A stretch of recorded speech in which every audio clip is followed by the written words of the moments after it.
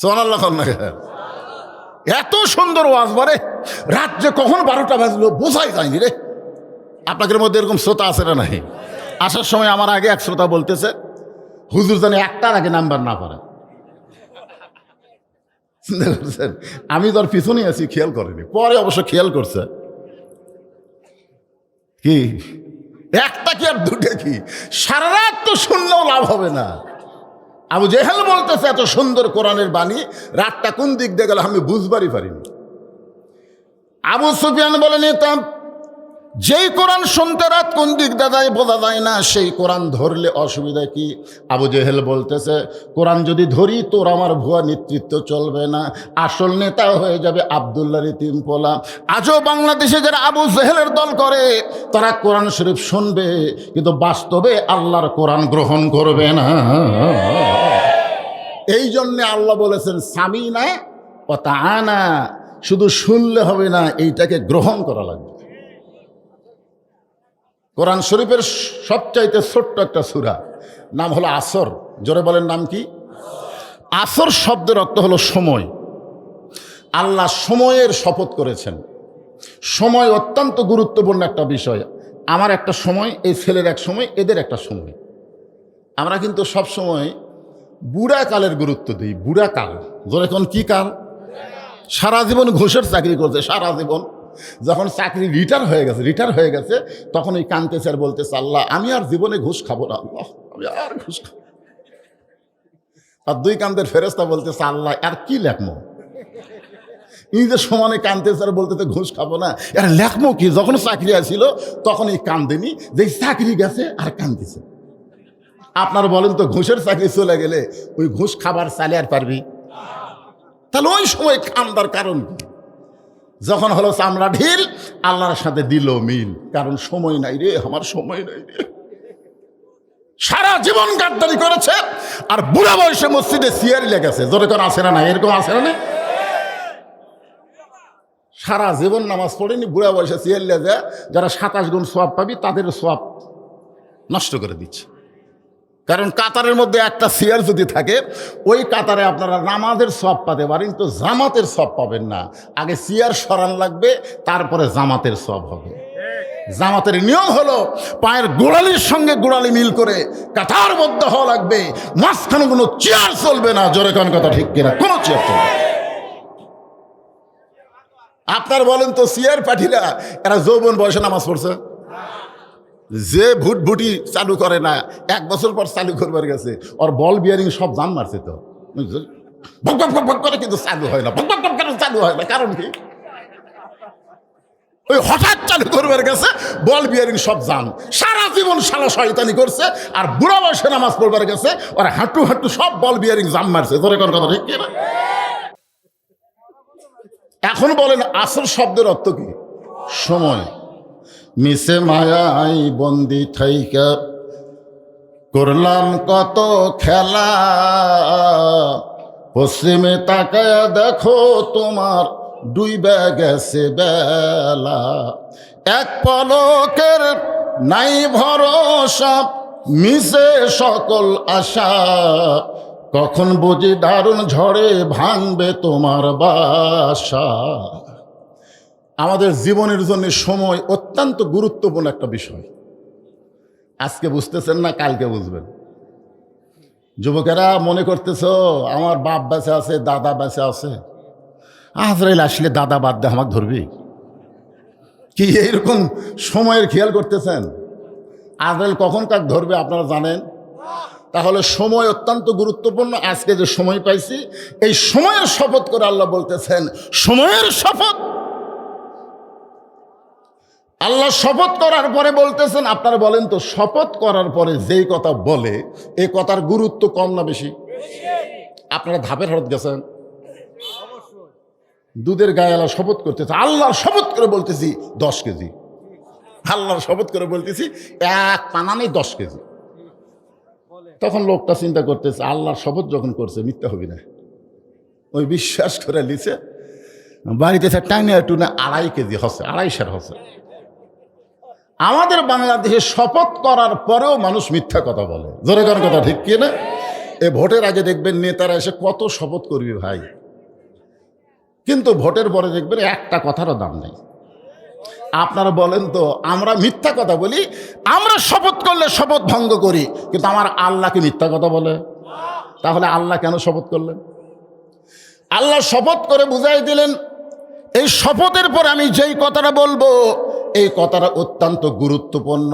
এই জন্যে আল্লাহ বললেন, ইন্নাল ইনসানা লাফি খুসর।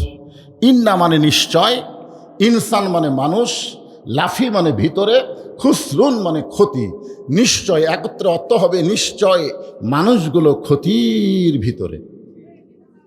আপনারা বলেন তো, ইবাদতের কথা যেখানে আল্লাহ কোরআনে বলেছেন, আপনারা কোরআন তো অবশ্যই পড়েন, যারা পড়েন তারা দেখছেন আল্লাহ বলেছেন, ওয়ামা খলাকতুল জিন্না ওয়াল ইনসা ইল্লা লিয়াবুদুন। আমি জিন এবং ইনসানকে আমার গোলামির জন্য সৃষ্টি করেছি। এ কথা কার? তাহলে ইবাদতের কথা বলার সময় আল্লাহ জিন ইনসান একত্র করে বললেন, কিন্তু ক্ষতির কথা বলার সময় আল্লাহ জিনক বাদ দিলেন। ওই আয়াত অনুযায়ী আল্লাহর এখানে কি বলা দরকার ছিল? কি বলা? ইন্নাল জিন্না ওয়াল ইনসানা লাফি খুসর। নিশ্চয় জিন এবং মানুষ ক্ষতির ভিতরে, কিন্তু আল্লাহ শুধু ইনসানের কথা বললেন, জিনকে মাইনাস করে দিলেন। কারণ কি? কারণ জানেন আপনারা? না জানলে বলবেন জানি না। জানেন? আরো জোরে বলেন জানেন। আজকে সূরা আসরের মাধ্যমে আমাদের জানা লাগবে আল্লাহ কেন জিনক বাদ দিয়ে শুধু মানুষকে ক্ষতির মধ্যে ফেলালেন। অথচ আমরা সবাই জানি আল্লাহর যত সৃষ্টি আছে সবটাইতে আল্লাহ মানুষকে আল ইনসানু আশরাফুল মখলুকাত, মানুষকে সৃষ্টির সেরা ঘোষণা করেছে। ধরে কোন কথা ঠিক কি না?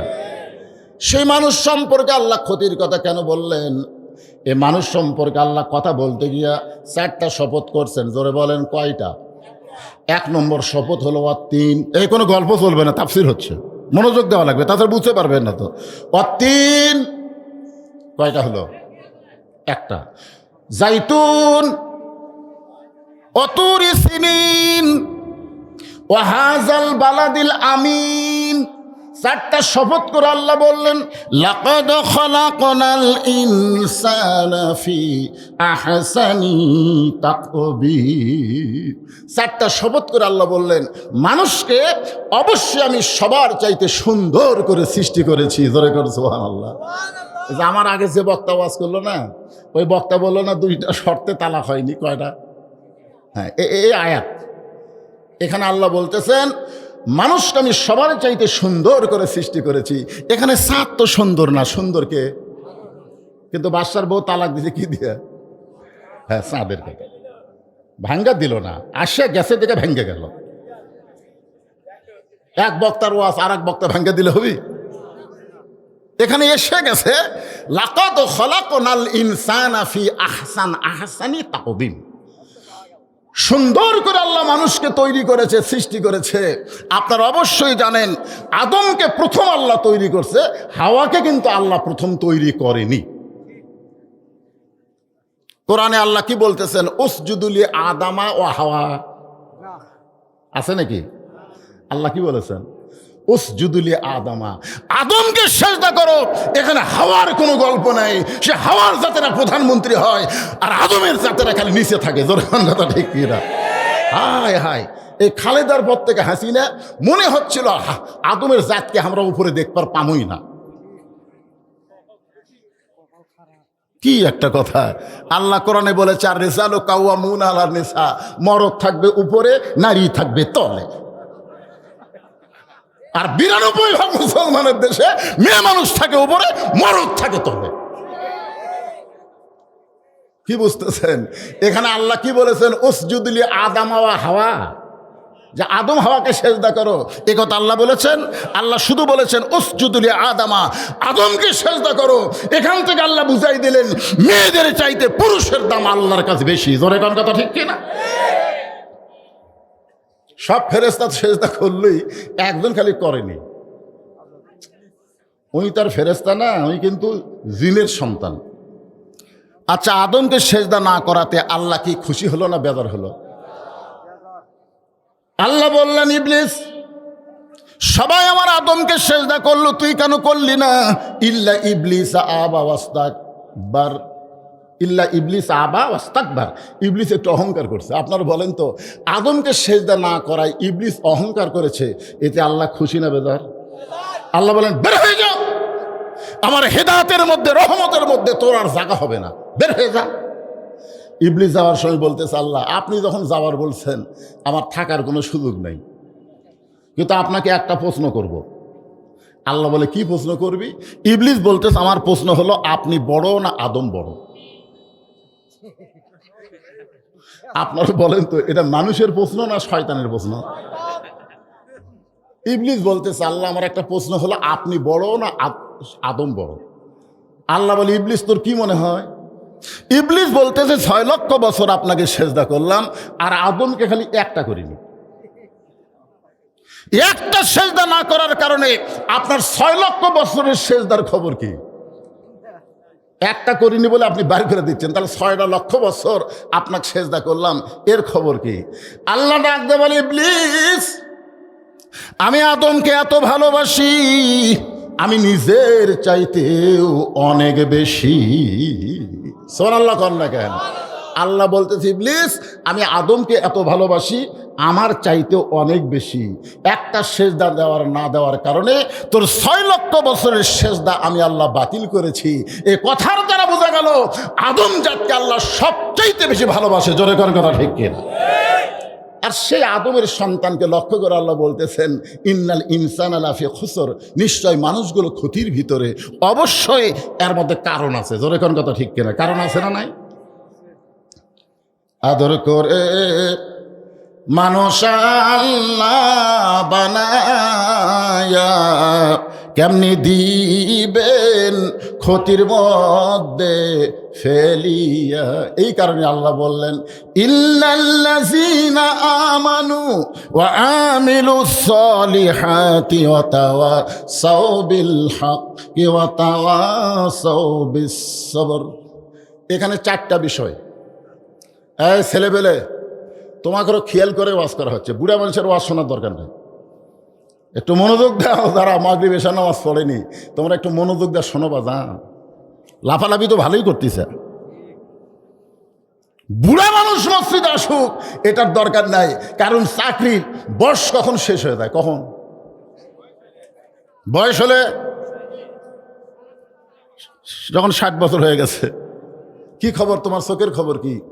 বলে কাছে দেখতে পাই না, দূরে দেখতে পাই। আচ্ছা তোমার হাতের খবর কি? কলম ধরলে থরথর করে কাঁপে। তোমার কানের খবর কি? জোরে গলে শুনবার পাই, আস্তে গলে পাই না।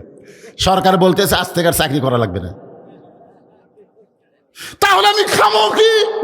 আরে পাগলা, তুই এত বছর সরকারকে দিয়েছিস, সরকারের দায়িত্ব নেই তোর? না খাওয়ার চিন্তা করা লাগবে না, এখন আর চাকরি লাগবে না, বসা বসা বেতন খা, বসা বসা বেতন খা। সরকার যদি দিবার পরে যারা যৌবন থেকে বৃদ্ধ পর্যন্ত ইবাদত করেছে, শেষ বয়সে যদি করবার নাও পারে, আল্লাহ তাআলা পেনশনের সওয়াব দিয়ে দিবে। ধরে কোন কথা ঠিক কিনা? হ্যাঁ, কিন্তু যারা সরকারি বয়সে চাকরিতে যায়নি, এর খবর কি? তাহলে নামাজের একটা সরকারি বয়স হলো 7 বছর থেকে নামাজের তালিম দাও, 10 বছর থেকে জোর করে তাকে নামাজ ধরাও। প্রত্যেকটা মুমিন মুসলমানের 10 বছর হলো নামাজের সরকারি বয়স। জোরে কোন কথা ঠিক কি না? তাই তোমাদের জন্য একটু সাইজ মতো আওয়াজ হবে, আর হবে আমার মা বোনদের। যদি আমার শ্বশুর এলাকা, তাই বলে শাশুড়ি আমি ছাড়বার পারবো না।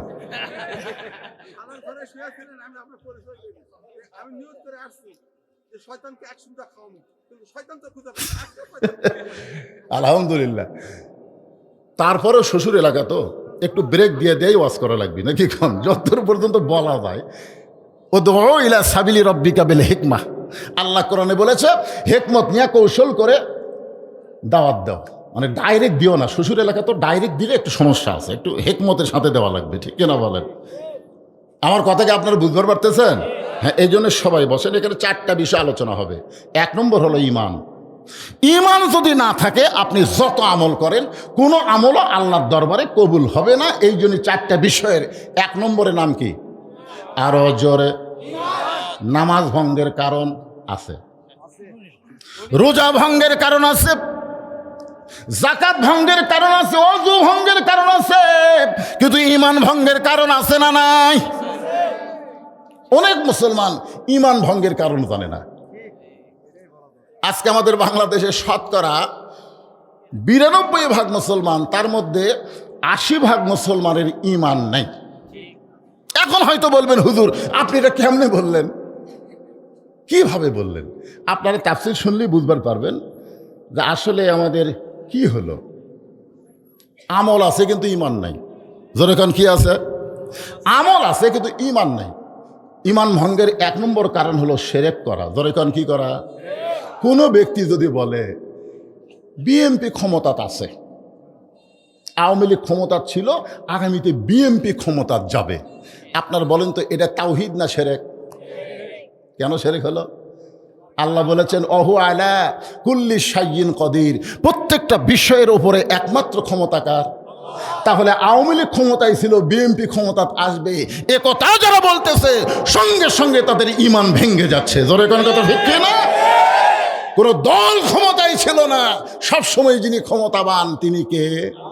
আরো জোরে, জোরসে বলুন। তাবারাকাল্লাযী বিয়াদিহিল মুলকু ওয়া হুয়া আলা কুল্লি শাইইন কাদির। আমি 11 সালে যখন হজ করবার গেলাম, 11 সালে, তখন আমার সঙ্গে হজের সাথী ছিল আদমদিঘি উপজেলার চেয়ারম্যান। আদমদিঘি উপজেলার চেয়ারম্যান নাম হলো রাজু। ওই দল করে আওয়ামী লীগ। কোন দল? আওয়ামী লীগ করে।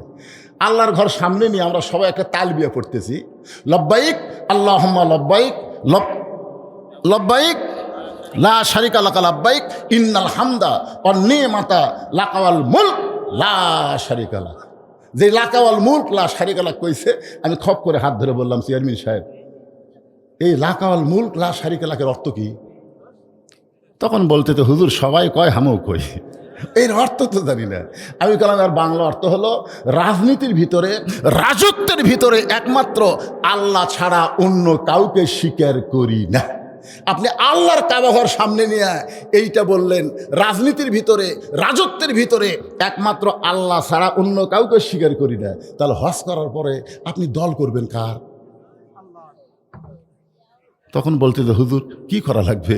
আমি কইলাম আওয়ামী লীগ, বিএনপি, জাতীয় পার্টি, যত মানুষের দল আছে সব দল বাদ দিয়ে আল্লাহর দল যদি করে পারেন তাহলে আপনার ঈমান ঠিক থাকবে, নচেত আপনি বেঈমান হয়ে যাবেন। ধরে কোন কথা ঠিক কি বুঝতেছেন? আল্লাহ তাআলা 4টা বিষয় এখানে আলোচনা করছে সূরা আসরের মধ্যে। 1 নম্বরের নাম কি? সাহাবীরা জিজ্ঞাসা করলেন, ইয়া রাসূলুল্লাহ এত গুরুত্ব যে ঈমানের, ঈমান সম্পর্কে আমরা জানতে চাই। রাসূল বললেন ইকরার বিল লিসান, তাসদিকু বিল জানান, আমল বিল আরকান, এরই নাম হলো ঈমান। হুজুরা কে রে, হুজুরা কে রে?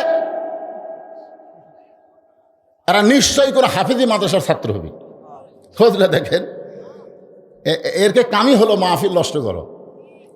এরা কোনো এক জায়গাতে এসে একত্র হয়ে বসবে, এক সময় শয়তান বলবে ওঠ, ওরকে দেখা দিকে আরো 10 জন উঠবে। এরকে কামই হলো মাহফিল নষ্ট করা। আমি যদি কোনো মাহফিলে দেখি হাফেজে মাদ্রাসার বাচ্চারা কোরআনের মাহফিলে বসেছে, আমি ওদেরকে না তোলা পর্যন্ত শুরু করি না। কিন্তু আজকে দেখতে পারি না, এটা কোন ধার্য ছিল। কারণ আমার নিজের হাফেজে মাদ্রাসা আছে, যে আমি জানি এই মালগুলা কি, আমার জানা আছে। আমার 2টা মাদ্রাসা আছে, একটা হলো মহিলা মাদ্রাসা, একটা হলো ছেলেদের মাদ্রাসা। এই হাফেজি মাদ্রাসার বাচ্চারা এরা যে কি মানের, এরা হুজুর ছাড়া, এরকে যারা পড়ায় সেই হুজুর ছাড়া আমি যে মাদ্রাসার পরিচালক, ওরা আমার গণই না। ওরা হুজুরের কাপড় পরিষ্কার করে, হুজুরের সাইকেল পরিষ্কার করে, হুজুরের জুতা মুছে দেয়। একদিন আমি পেলাম বারে টুপিটা ধুয়ে দিত, টাইম নেই। ওরা হুজুরেরা আমার কথা শোনে, কিন্তু ওরা আমার কথা শোনে না।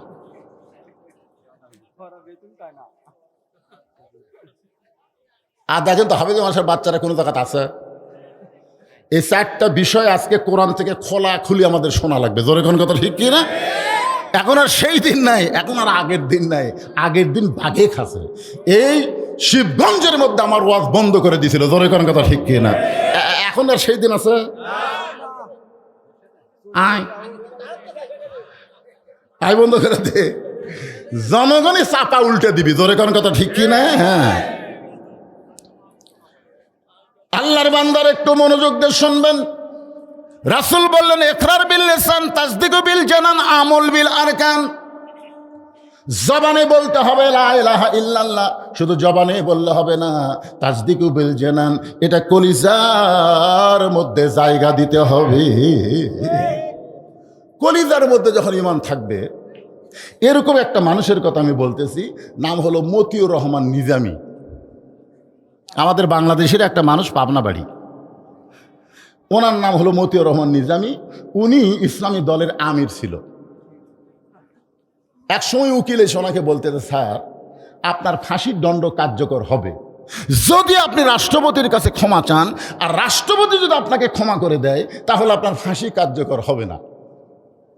সঙ্গে সঙ্গে এই কথা শোনার পরে তিনি মুচকি মুচকি হাসা শুরু করে দিলেন। উকিল বলে, স্যার আপনি হাসেন কেন? বলে, তাসদিক বিল জেনান, আমার কলিজার মধ্যে ঈমান, এই ঈমান আমাকে বলতেছে আমার জীবনে আমি বাংলাদেশে 3টা রাষ্ট্রপতিকে ক্ষমতা থাকা অবস্থায় মরা দেখছি। যে রাষ্ট্রপতির কাছে তুমি আমাকে বাঁচার দরখাস্ত লিখতে বলতেছো, এরকম 3টা রাষ্ট্রপতি ক্ষমতা থাকতেই মরিছে। একটা হলো মুজিবুর রহমান, একটা হলো জিয়াউর রহমান, একটা হলো জিল্লুর রহমান। তো যারা ক্ষমতা থাকতে মরে যায়, কোন ইমানদার তাদের কাছে জীবন ভিক্ষা চাবে না, জোরে কোন কথা ঠিক কি না? যারা মরে তাদের কাছে ইমানদাররা হাত পাতায় না। যিনি কোনোদিনও মরবে না, ইমানদাররা তার কাছে হাত পাতায়। তিনি কে?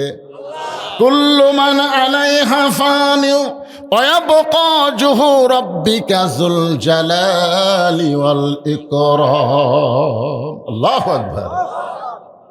তাসদিক বিল জানান, কলিজার মধ্যে যখন ঈমানের জায়গা হবে, ওই ব্যক্তি দুনিয়াতে কোনো কিছু পরোয়া করবে না। তার মনে হবে জীবন বাঁচানো ফরজ না, ঈমান বাঁচানো ফরজ। জোরে কোন কথা ঠিক কিনা? আর যতদিন পর্যন্ত মুখে শুধু ঈমান থাকবে, কলিজার মধ্যে ঈমান না ঢুকবে, ততদিন বলবে জীবন বাঁচান ফরজ, জীবন বাঁচান ফরজ। আপনারা আজকে বলেন তো, কি বাঁচান ফরজ? আপনি যতই চেষ্টা করেন, আপনি জীবন বাঁচাবার পারবেন না। আপনি যত চেষ্টা করেন, আপনি কিন্তু আপনার জীবন বাঁচাবার পারবেন না। তবে একটু চেষ্টা করলে, আজকের ওয়াজ শোনার পরে আপনি একটু চেষ্টা করলে আপনি আপনার ঈমান বাঁচাতে পারবেন। তাহলে আমাদের ঈমান বাঁচানোর দরকার আছে না নাই? আল্লাহ রাসূল বললেন, আমল বিল আরকান, ঈমান অনুযায়ী আমল করতে হবে। ঈমানকে রক্ষা করার যত আমল আল্লাহ মুসলমানকে দিয়েছে, এর মধ্যে 1 নম্বর আমলের নাম হলো নামাজ, যাকে কোরআনে বলা হয় সালাত। আমরা সাধারণত নামাজ করি, সালাত বুঝি। কি কন? আমি আহলে হাদিসের মধ্যে ওয়াজ করবার গেছি, যে নামাজ করছি, একজন লাদ্দুল হুজুর আপনি যে নামাজ করতেছেন, গোটা কোরআনের কোন জায়গায় নামাজ আছে? আমি বললাম, না ভাই নাই। তো তার নামাজ কোন কেন? সালাত কর পারেন না? আমি কইলাম, বারে বাংলাদেশে নামাজ দিয়েই মানুষ সালাত বোঝে, রোজা দিয়েই মানুষ সিয়াম বোঝে। বেহেশত দোজক কোরআনের কোনো জায়গাত নেই। বেহেশত দিয়ে আমরা জান্নাত বুঝি, আর দোজক দিয়ে আমরা জাহান্নাম বুঝি। জোরে কোন কথা ঠিক কিনা? একটু বুঝাবার গেলে নামাজই বলা লাগবে, কারণ বাংলাদেশের অধিকাংশ মানুষ সালাত কয় না, নামাজ কয়। আপনারা কি কন? জোরে কন, কি কন? নামাজ। আল্লাহ রাসূল বলেছেন, এই নামাজ সম্পর্কে 5টা হাদিস শোনেন। 1 নম্বর হাদিস হলো, লা সলাতা লা ঈমানা, যার নামাজ নাই তার ঈমান নাই। এখনো যারা মাগরিব এশার নামাজ না পড়ে ওয়াজ শুনতেছেন, আল্লাহ না করুক ফজরের আগে যদি আপনারা মারা যান, আপনাকে জানাজার নামাজ যারা পড়বে তাদের আমল নামায় আল্লাহ 1 হোক বা পাপ দিবে। এই জানাজার নামাজ কে পড়া লাগবে? কার জন্য জানাজা? কার জন্য জানাজা? খুব খেয়াল করে শুনবেন। ইমাম মালিককে প্রশ্ন করা হলো, হুজুর যে লোকটা ইচ্ছাকৃতভাবে আল্লাহর নামাজ বাদ দিয়ে বেনামাজি হয়ে দুনিয়া থেকে চলে গেল, তার জন্য আমরা কি করব? ইমাম মালিক বললেন, রাস্তার যদি কোনো কুত্তা মরে তোমরা কি করো? তো বলতেছে রাস্তা কুত্তা বলে একসময় কুত্তা পচে দুর্গন্ধ হবে, এই জন্য মানুষ চলাচলের কষ্ট হবে, এই কারণে কুত্তাকে টাইনা নিয়ে যে আমরা পুঁতে থুই। ইমাম মালিক বললেন কুত্তাকে গোসল করে দাও, কয় না। কুত্তাকে কাফনের কাপড় পরাও, কয় না। কুত্তারিকে খাটনির তোলো, কয় না। তাহলে একটা কুত্তাও যা, একটা বেনামাজও তো। এই কথা যেই কইছে বুঝলেন, 4-5টা কুত্তা দৌড়াচ্ছে। ইমাম মালিকের চারিদিকে ঘাউ ঘাউ ঘাউ ঘাউ করতেছে। ইমাম মালিক কয় কে রে, আমার ভুল কোন জায়গা হলো? এমন সময় আল্লাহর কোরআন বললেন সুম্মা রাদাদনাহু আসফালা সাফিলিন। ইমাম মালিক বেনামাজি বান্দা যারা কুত্তার চাইতো খারাপ, তারা কুকুরের সঙ্গে তাদের তুলনা করা যাবে না, এরা কুকুরের চাইতো খারাপ। এখন চিন্তা করেন, 1 নম্বর হাদিস কইলাম, 2 নম্বর হাদিস হলো লা সলাতা লা দিনা, যার নামাজ নাই তার কোনো ধর্মই নেই। আপনি বলেন তো বেনামাজি এরা কোন ধর্মের লোক? হিন্দুদের তাও মন্দির আছে, আছে না নাই? এরা মাসে না পারুক বছরে তো যায়, 12 মাসে 13 পূজা। খ্রিস্টানদের আছে গির্জা, ইহুদিদের আছে প্যাগোডা, কিন্তু মুসলমানের মসজিদ এই বেনামাজিরা মসজিদেও যায় না। তাহলে এরা কোন ধর্ম? এই জন্য রাসূল বলেছেন লা সালাতা লা দীনা, যার নামাজ নাই তার কোনো ধর্মই নাই। কয়টা গেল? 3 নম্বর হাদিস হলো মান তারাকা সালাত মুতাম্মিদান ফাকাদ কাফারা। ইচ্ছা করে যারা 1 ওয়াক্ত নামাজ বাদ দিল তারা আল্লাহর সঙ্গে কুফরি করলো। 4 নম্বর হাদিস হলো বাইনাল আবদি ওয়াল কুফরি তরকু সালাত। বান্দা কাফেরের মধ্যে পৃথক করার জিনিসটারই নাম হলো নামাজ। সুবহানাল্লাহ। এখন বলেন তো সূরা আসরের 2 নম্বর বিষয় কি? ও আমিলুস সলিহা, নেক আমল করা। আর নেক আমলের 1 নম্বর ইবাদতের নাম কি? সবাই বলেন না কে ভাই? নামাজ না পড়লেও এই সহি কথাটা কোরআন শরীফে আল্লাহ নামাজের কথা কতবার কইছে, হুঁশ করছেন আপনি? আমার একই ওয়াজ খালি 2 জায়গাত করলি কয় হুজুর কি কয় রে, এ ওয়াজ ওখানে করলো, এ ওয়াজ আবার এটি করলো, একই ওয়াজ।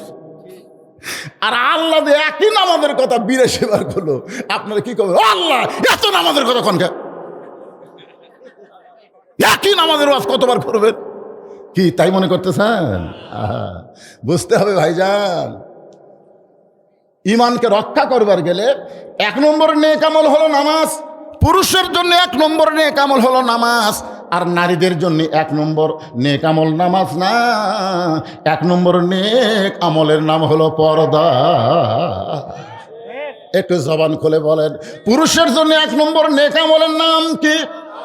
আর নারীদের জন্য 1 নম্বর নেক আমলের নাম কি? আমার মা বোনদের জন্য বলবো, মা, পর্দা যদি না থাকে আপনি যতই নেক আমল করেন একটা আমলও আল্লাহর দরবারে কবুল হবে না। প্রত্যেকটা আমল যদি আল্লাহকে কবুল করাতে চান 1 নম্বর আমলের নাম হলো পর্দা। এখন হয়তো অনেকে ছেলে পেলে বলতে, হুজুর আমরা না হয় 5 ওয়াক্ত পড়ি না, আমরা কি জুম্মা পড়ি না? তাহলে যারা জুম্মা পড়তেছে এরাও কি বেনামাজি? আমি কোরআনের একটা আয়াত দেখলাম, আপনারা দেখছেন, লা তাকনাতু মির রাহমাতিল্লাহ ইন্নাল্লাহা ইয়াগফিরুয যুনুবা জামিয়া ইন্নাহু হুয়াল গাফুরুর রহিম।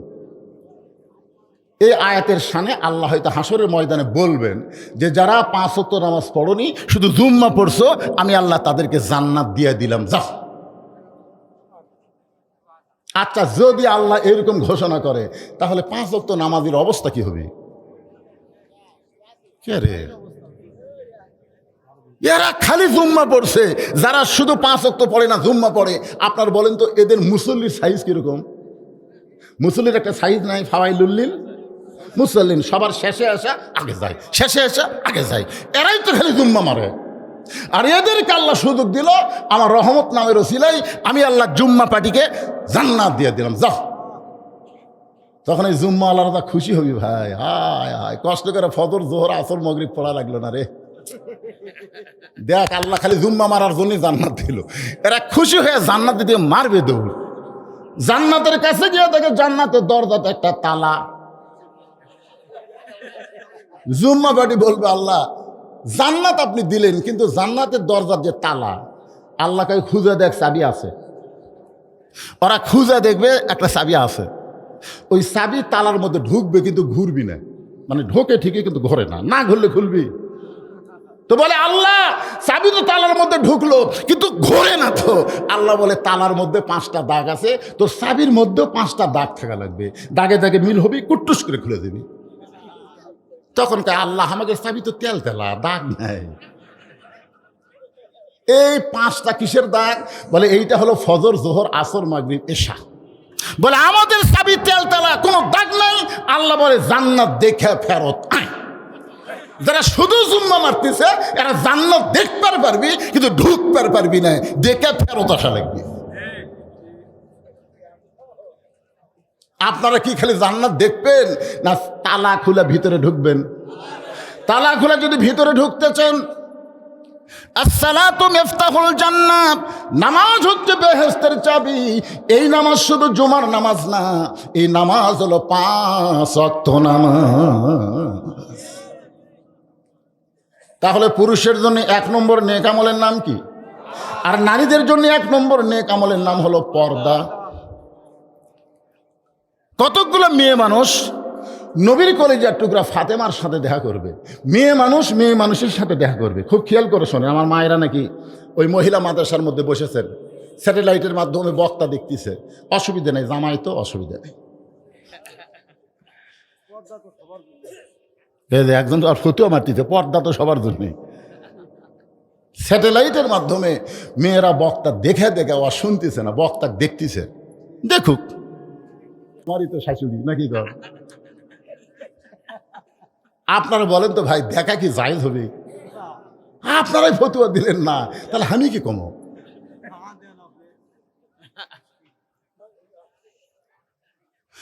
একটু মনোযোগ দিয়ে শুনবেন। মেয়েরা মেয়ের সঙ্গে দেখা করবে, যে মেয়েটার সঙ্গে দেখা করবে এই মেয়েটার ডিগ্রি হলো সাইয়্যিদাতুন নিসা আহলিল জান্নাহ ফাতেমাতুজ জোহরা। সুবহানাল্লাহ। জোহরা মানে কি? এই জোহরা শব্দের অর্থ কি? একজন কইছে মণিমুক্তা। আপনার বলেন তো মণিমুক্তা কি প্রকাশ্যে থাকে না গোপনে থাকে? যে মেয়েরা যত গোপনে থাকবে, পর্দার মধ্যে থাকবে, আল্লাহ তাদের দাম মণিমুক্তার মতন দিয়ে দিবে। ধরে কোন সুবহানাল্লাহ। তো মেয়েরা এসে দরজায় দাঁড়িয়ে আছে, ফাতেমার সঙ্গে দেখা করবে, কিন্তু দরজা খোলার কেউ নাই। এমন সময় দেখে ছোট্ট একটা বাচ্চা সামনে দৌড়াদৌড়ি করতেছে। মেয়েদের মধ্যে একজন ডাক দিল, বাবু তোমার নাম কি? বলে আমার নাম হলো হোসাইন ইবনে আলী। হোসাইন ইবনে আলী। মেয়েরা বুঝবার ফেললো এটাই ফাতেমার সন্তান। আসলে আপনারা বলেন তো, আমাদের বাংলাদেশে মায়ের পরিচয় আছে। আমি যখন 91 সালে আপনাকে এই গামলা গ্রামে বিয়ে করি, বিয়ে করার পরে বাড়িতে গেলে আমার মা বলতেছে, বাবা বিয়ে কিভাবে হলো? তা আমি বললাম, এরকম একজন যাই বিয়া পড়ালো, মানে যাকে আমরা উকিল কই বা যা লিখতেছে রেজিস্ট্রি করার সময়, বলে আপনার বাপের নাম কি? তা আমার বাপের নাম আবুল হোসেন লিখে দিলেন। আমি মাকে বললাম, শুধু শুনলো তোমার বাপের নাম কি? আমি বাপের নাম বললাম, বিয়ে হয়ে গেল। তো মা বলতেছে আমার নাম। আমি বললাম আপনার নাম তো শুনিনি। মা ঘরের মধ্যে যায় কান্না শুরু করে দিল। এখন কান্দেন কেন? এই তোর বাপ তোর জন্য কি করছে? এই তোর বাপ তোর জন্য কি করছে? যা করছে আমি রে। আর তোর বাপের নাম দিয়ে বিয়ে হলো, আমার নাম নাই। আমি বললাম, মা আজ নাই একদিন হবে। খালেদা জিয়া যখন চলে গেল, শেখ হাসিনা আসার পরে চিন্তা করলো খালি বাবা দেওয়া হবে না, মাও লাগবে। বাবাই আনন্দে মাতিয়া সাগরে ভাসাইয়া সেই যে চইলা যায়, খবর লয় না মাজন ধরিয়া উদরে, কতই কষ্ট করে 10 মাস পরে পায় প্রসবের বেদনা, এমন দরদি ভবে কেউ হবে না আমার মা গো। হাসিনা একটা ভালো কাম করছে। আপনি যা কিছু করবার যান, বাপও লাগবি মাও লাগবে। এই কামটা হাসিনা ভালো করছে না খারাপ করছে? আরে ভালো ভালো বলা লাগবে। বারে আপনি বগুড়া যায় দেখেন তো, ওপর দিয়ে গাড়ি যায়, তল দিয়ে গাড়ি যায়। যারা আজ থেকে 20 বছর আগে মারা গেছে, ওরকম যদি আল্লাহ জীবিত করে আবার বগুড়া পাঠায়, ওরা কবি করে আমি লন্ডন না বগুড়া, লন্ডন না বগুড়া। হায় হায়, এই কামগুলো কি হাসিনা খারাপ করছে? কথা কন ভাই, ভালো জিনিস ভালো বলা লাগবে তো। যখন মিয়ানমার থেকে যখন রোহিঙ্গা মুসলমান ভারতে গেল, ভারত দরজা বন্ধ করে দিল, যেই দেশে গেল সেই দেশের দরজা বন্ধ। হাসিনা বললেন দরকার হলে আমরা 3 সন্ধ্যার জায়গায় 2 সন্ধ্যা খাবো, রোহিঙ্গা মুসলমান আমাদের ভাই, এদের জন্য বর্ডার বন্ধ থাকবে না, বর্ডার খুলে দিয়ে দাও। আপনারা বলেন তো হাসিনা এই কামটা ভালো করছে না খারাপ করছে? অনেক কামই তো ভালো করছে, কিন্তু হাসিনা একটা কাম মারাত্মক খারাপ করছে। সেই কামটা হলো আলেমদেরকে 2 চোখে দেখবার পারেনি। জোরে কোন কথা, ঠিক কথা কন না রে ভাই। বিশেষ করে আল্লাহর ওলি আল্লামা সাইদি হুজুরকে অন্যায়ভাবে 13 বছর জেলখানায় বন্দি করে রাখলো। জেলখানার মধ্যে যখন মৃত্যু হচ্ছে না, তখন হাসপাতাল নিয়ে গিয়ে তাকে হত্যা করা হলো। নাম হলো, তারিখটা হলো 14ই আগস্ট। জোরে কোন কয় আগস্ট? গোটা বাংলাদেশের যত বক্তা ছিল তাহাজ্জুদের নামাজ পড়ে আল্লাহকে বলল, আল্লাহ দুনিয়ার আদালতে হাসিনার বিচার হবে না, বিচার দিলাম তোমার কাছে। চোখের পানি নিয়ে সমস্ত আলেম ওলামা যখন আল্লাহর কাছে বিচার দিল, আল্লাহ বলে 41 সাল লাগবে না, 1 বছর আসার আগেই আগস্ট মাসের 5 তারিখে আর গোষ্ঠী শুদ্ধ পালানো লাগবে। ধরে কোন কথা, হিকের কথা বলে।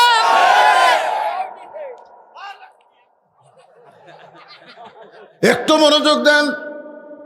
আবু জেহেলও ভালো ছিল, আবু লাহাবও ভালো ছিল, কিন্তু তাদের ভালো কাজটা যখন দেখা যায় না, এমন একটা মারাত্মক কাজ করেছে যেই কাজের কারণে তাদের ভালো সবগুলো নষ্ট হয়ে গেছে। আমি যেইটা আপনাদের বুঝাবার চাই, ওই ছোট্ট বাচ্চা বলতেছে আমি হলাম হোসাইন ইবনে আলী, আমি হলাম হোসাইন ইবনে, মেয়েরা বুঝতে পারছে এরাই ফাতেমার সন্তান। তখন বলতেছে বাবু আমরা তোমার মায়ের সঙ্গে একটু দেখা করব। ছোট্ট বাচ্চাকে বলতেছে বাবু আমরা তোমার মায়ের সঙ্গে একটু দেখা করব, তুমি একটু দেখা করার ব্যবস্থা করো। হোসেন বললেন আপনাদের কোনো টেনশন নেই, আপনারা দরজা থাকেন, কিছুক্ষণের মধ্যেই আমি দরজা খোলার ব্যবস্থা করতেছি। এই কথা বলে হোসাইন খেলাধুলা বাদ দিয়ে বাড়ির দিকে মারছে দৌড়। হোসাইন ছোট্ট মানুষ, প্রথম যে ঘরে ঢুকেছে ওই ঘরের মধ্যে হযরত আলী আল্লাহর কোরআন তেলাওয়াত করতেছে। ইন্নামাল মুমিনুনা আল্লাযীনা ইযা যুকিরাল্লাহু ওয়াজিলাত কুলুবুহুম ওয়া ইযা তুলিয়াত আলাইহিম আয়াতুহু জাদাতুহুম ঈমানা ওয়া আলা রাব্বিহিম ইয়াতাওয়াক্কালুন। কোরআন তেলাওয়াত করতে দেখে জোরে বলেন নাম কি? এমন সময় হোসাইন বাহিরে খেলাধুলা বাদ দিয়ে ঘরের মধ্যে মারছে দৌড়। আলীর ঘর অতিক্রম করেই কিন্তু ফাতেমার ঘরে যাওয়া লাগবে, কারণ মেয়েরা সব ঘরে থাকতে পারবে না, মেয়েদেরকে থাকতে হবে অন্দরমহলে। আপনারা বলেন তো সদর মহল অন্দরমহল এই দুটোর মধ্যে তফাৎ আছে না নাই? ইমাম গাজ্জালিকে প্রশ্ন করা হলো অন্দরমহল মানে কি? ইমাম গাজ্জালি বললেন অন্দরমহল মানে কবর। সব ছাত্র চুপ করছে, হুজুর অন্দরমহল মানে কবর। ইমাম গাজ্জালি বললেন চমকে উঠলে কেন? একটা মেয়ে মানুষ মারা গেলে যে সমস্ত পুরুষ মানুষ তার লাশটা ধরে কবরের মধ্যে নামাবার পারবে, কেবলমাত্র তারাই অন্দরমহলে ঢুকতে পারবে, তাছাড়া কোনো পরপুরুষ অন্দরমহলে ঢুকতে পারবে না।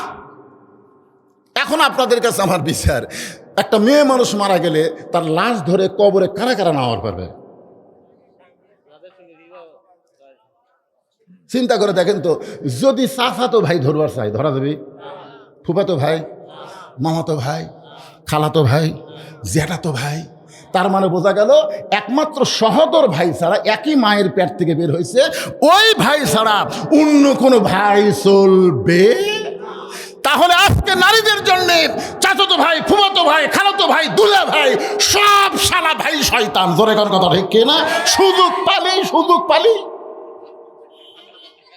কথা না, সুযোগ পালি সবল মারবি।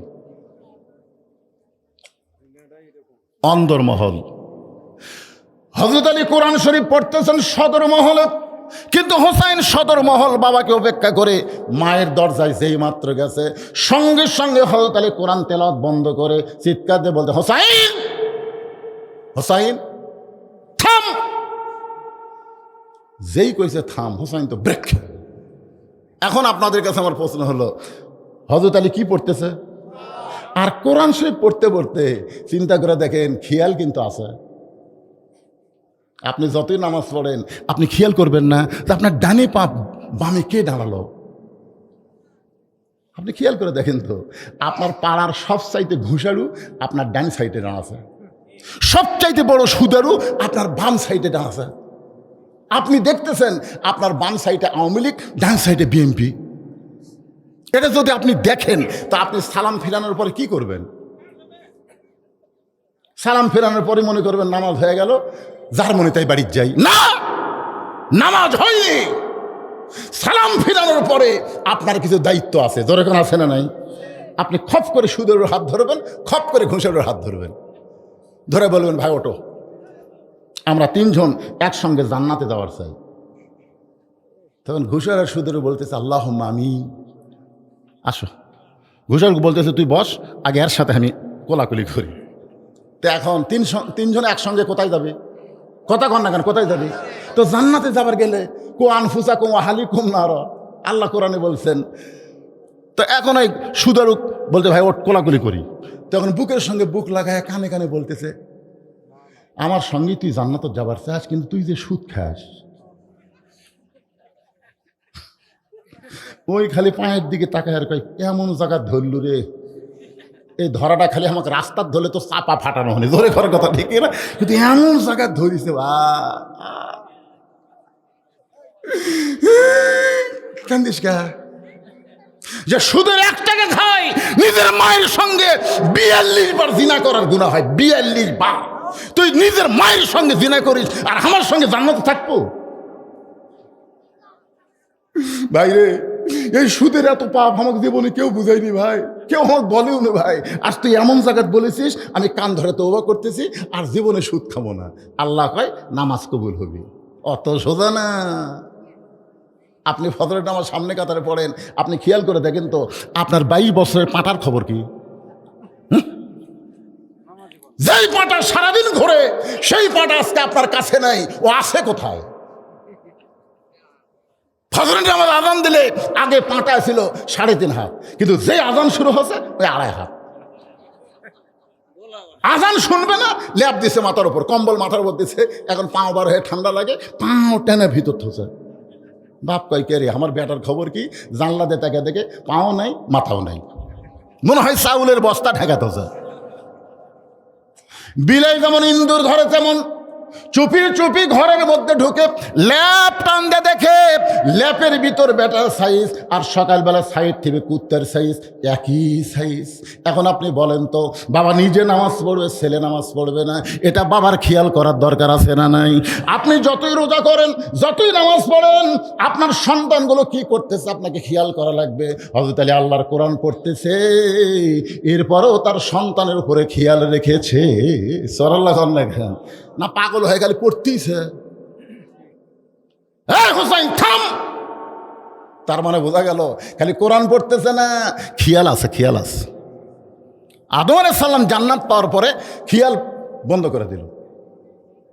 যখন আল্লাহ একসময় আদমকে বললো জান্নাত থেকে বের হয়ে যাও, জান্নাত থেকে বের হয়ে যাও, আদম বলতেছে আল্লাহ আমি গন্ধম গাছের কাছে যাইনি, গন্ধম ফল আমি খাইনি, হাওয়া যে গন্ধম খাচ্ছে আমি জানবারও পারিনি, গন্ধম শরবতের মধ্যে আমার খিলাইছে আমি বুঝবার পারিনি। যখন বুঝবার পারছি শরবতে গন্ধম আছে, তখন আমার ডান হাতখানা মুখের মধ্যে ঢুকে দিয়ে রক্ত বমি করছি। আপনি বলেন তো আমার দোষ কোথায়? আল্লাহ বলে তোমার দোষ একটাই, তোমার খেয়াল নেই। তুমি বলো তো আদম, হাওয়া যখন গন্ধম খাচ্ছিল তুমি তখন কোথায় ছিলে? আদম কয় আল্লাহ আমি খেয়াল করিনি। হাওয়া যখন গন্ধম গাছের কাছে গেল তুমি কোথায় ছিলে? কয় খেয়াল করিনি। হাওয়া যে গন্ধম শরবত করে তোমার খাওয়ালো তুমি খেয়াল করছো না? এই বিয়ে করবা তুমি আর খেয়াল করবো আমি নাকি? স্বামী হিসাবে আপনার বইয়ের উপর খেয়াল রাখার দরকার আছে না নাই? জোরে বলেন, সন্তানের উপরে খেয়াল রাখার দরকার আছে না নাই? তাহলে বললেন হোসাইন থাম, সঙ্গে সঙ্গে হোসেন ব্রেক হয়ে গেছে। আলী ডাকতেন হোসাইন বাহিরে খেলাধুলা বাদ দিয়া তুমি ঘরের মধ্যে ঢুইকা তোমার মায়ের দরজায় কেন? হোসেন বলতেছে বাবা কতগুলো মেয়ে মানুষ আমার মায়ের সঙ্গে দেখা করবার চায়, কতগুলো মেয়ে মানুষ আমার মায়ের সঙ্গে দেখা করতে চায়, আমার মা দেখা করবে কি করবে না এইটা মায়ের ঘরে ঢুকে আমি অনুমতি নিবার চাই।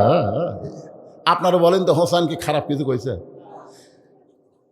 আলী বলতেছে, হোসাইন তুমি যে তোমার মায়ের ঘরের মধ্যে ঢুকতেছো, এখন তোমার বয়স কত? খুব খেয়াল করে শুনবেন, তুমি যে তোমার মায়ের ঘরের মধ্যে ঢুকতেছে, এখন তোমার বয়স কত? হোসেন বলতেছে, বাবা আমি তো জানি না। আলী বলতেছে, আমি জানি বলি তো তোকে আটকালাম, কারণ সব বয়সের সন্তান মায়ের ঘরে ঢুকতে গেলে মায়ের অনুমতি লাগবে। কথা কয় না রে বারে। আমার 3টা মেয়ে আল্লাহ দিছে। এক সময় আমি মেয়েদেরকে কোলে নিয়ে বুকে নিয়ে ঘুম পাড়ছি। এখন মেয়েরা সেই ঘর থাকে, আমি যখন তখন মেয়েদের ঘরে ঢুকতে পারবো? আমাকে ঢুকতে গেলে বলা লাগবে, মা আমি একটু তোমার কাছে যাবার চাই। মেয়ে বলতেছে, আব্বা 2 মিনিট পরে আসেন। 2 মিনিট পরে আসেন মানে আমার কাপড় চোপড় এমনভাবে আছে, এখন আপনি ঢুকতে পারবেন না, আমি একটু সাইজ হই। তাহলে চিন্তা করে দেখেন, মেয়ের ঘরে বাবা ঢুকবে, মেয়ের অনুমতি নিয়ে ঢুকতে হবে। ছেলে যখন বয়স হবে, বুদ্ধি হবে, তখন ছেলেও যখন তখন মায়ের ঘরে ঢুকতে পারবে না। মায়ের ঘরে ঢুকতে গেলে মায়ের অনুমতি নিয়ে তারপরে ঢুকতে হবে। এখন সন্তান মায়ের অনুমতি কখন নেবে? অনুমতি নেওয়ার বয়স কি? আল্লাহ রাসূল বলেছেন, যতদিন সন্তান মায়ের স্তনের দুগ্ধ পান করে, ততদিন সন্তান যদি মায়ের কাছেও থাকে আর বাবা যদি তার মাকে চুমা খায়, সন্তান দেখবে ঠিকই, কিন্তু বুঝবার পারবি না। কিন্তু যখনই সন্তান দুধ খাওয়া বাদ দিবে, তখন সন্তান যদি মায়ের কাছে থাকে আর বাপ যদি তার বউকে চুমা খায়, সন্তান বেড়ে এসে বলতে পারে, আব্বা তাই মাছ চাপা ধরছিল রে। জোরে কোন কথা ঠিক কিনা? এরকম বলার মতন বয়স যখন হবে, তখন সন্তান যখন তখন মায়ের ঘরে ঢুকতে পারবে না। ঢুকতে গেলে মায়ের অনুমতি নিয়ে ঢুকতে হবে। আলী বলতেছেন, হোসাইন এখন তোমার বয়স হয়েছে, যখন তখন মায়ের ঘরে ঢুকতে পারবে না, বরং তুমি আমার কাছে আসো। যেই মাত্র হোসাইন বাবার কাছে যায়, আলী বলতেছেন, কোরআন ধরো। দেখেন, সন্তানকে বলতেছেন ধরো, সঙ্গে সঙ্গে হোসাইন বলতেছেন দেন। সুবহানাল্লাহ না খান। বাপ যেই বলছে কোরআন ধরো, হোসেন বলতেছে দেন। তার মানে বোঝা গেল, কোরআন ধরতে গেলে যেই শর্তটা পুরা করতে হবে, সেই শর্ত হোসেনের মধ্যে ছিল। আল্লাহ বলেছে, লা ইয়ামুসসুহু ইল্লাল মুতাহহারুন, ততক্ষণ পর্যন্ত কোরআন স্পর্শ করতে পারবা না যতক্ষণ পর্যন্ত তুমি পবিত্র না হবা। হাসান হোসেন জন্মসূত্রে পবিত্র হয়ে জন্মগ্রহণ করেছে। জোরে কন্যা সুবহানাল্লাহ। হোসেনের হাতে হযরত আলী কোরআন শরীফ দিয়া এখন ফাতেমার ঘরের মধ্যে ঢুকতেছে। আপনারা বলেন তো, বাবা মেয়ে যদি বড় হয়, মেয়ের ঘরে ঢুকতে কি লাগবে? অনুমতি লাগবে। সন্তান যদি বড় হয়, মায়ের ঘরে ঢুকতে অনুমতি লাগবে। কিন্তু স্বামী বউয়ের ঘরে ঢুকতে অনুমতি লাগবে? কেন লাগবে না?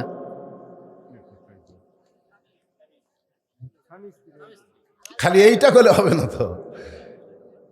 আল্লাহ কোরআনে বলেছেন, হুন্না লিবাসুল লাকুম ওয়া আনতুম লিবাসুল লাহুন্না। স্বামী হলো বিবির পোশাক, বিবি হলো স্বামীর পোশাক। জোরে কোন সুবহানাল্লাহ। স্বামী ঢুকতে কোনো অনুমতি লাগবে না।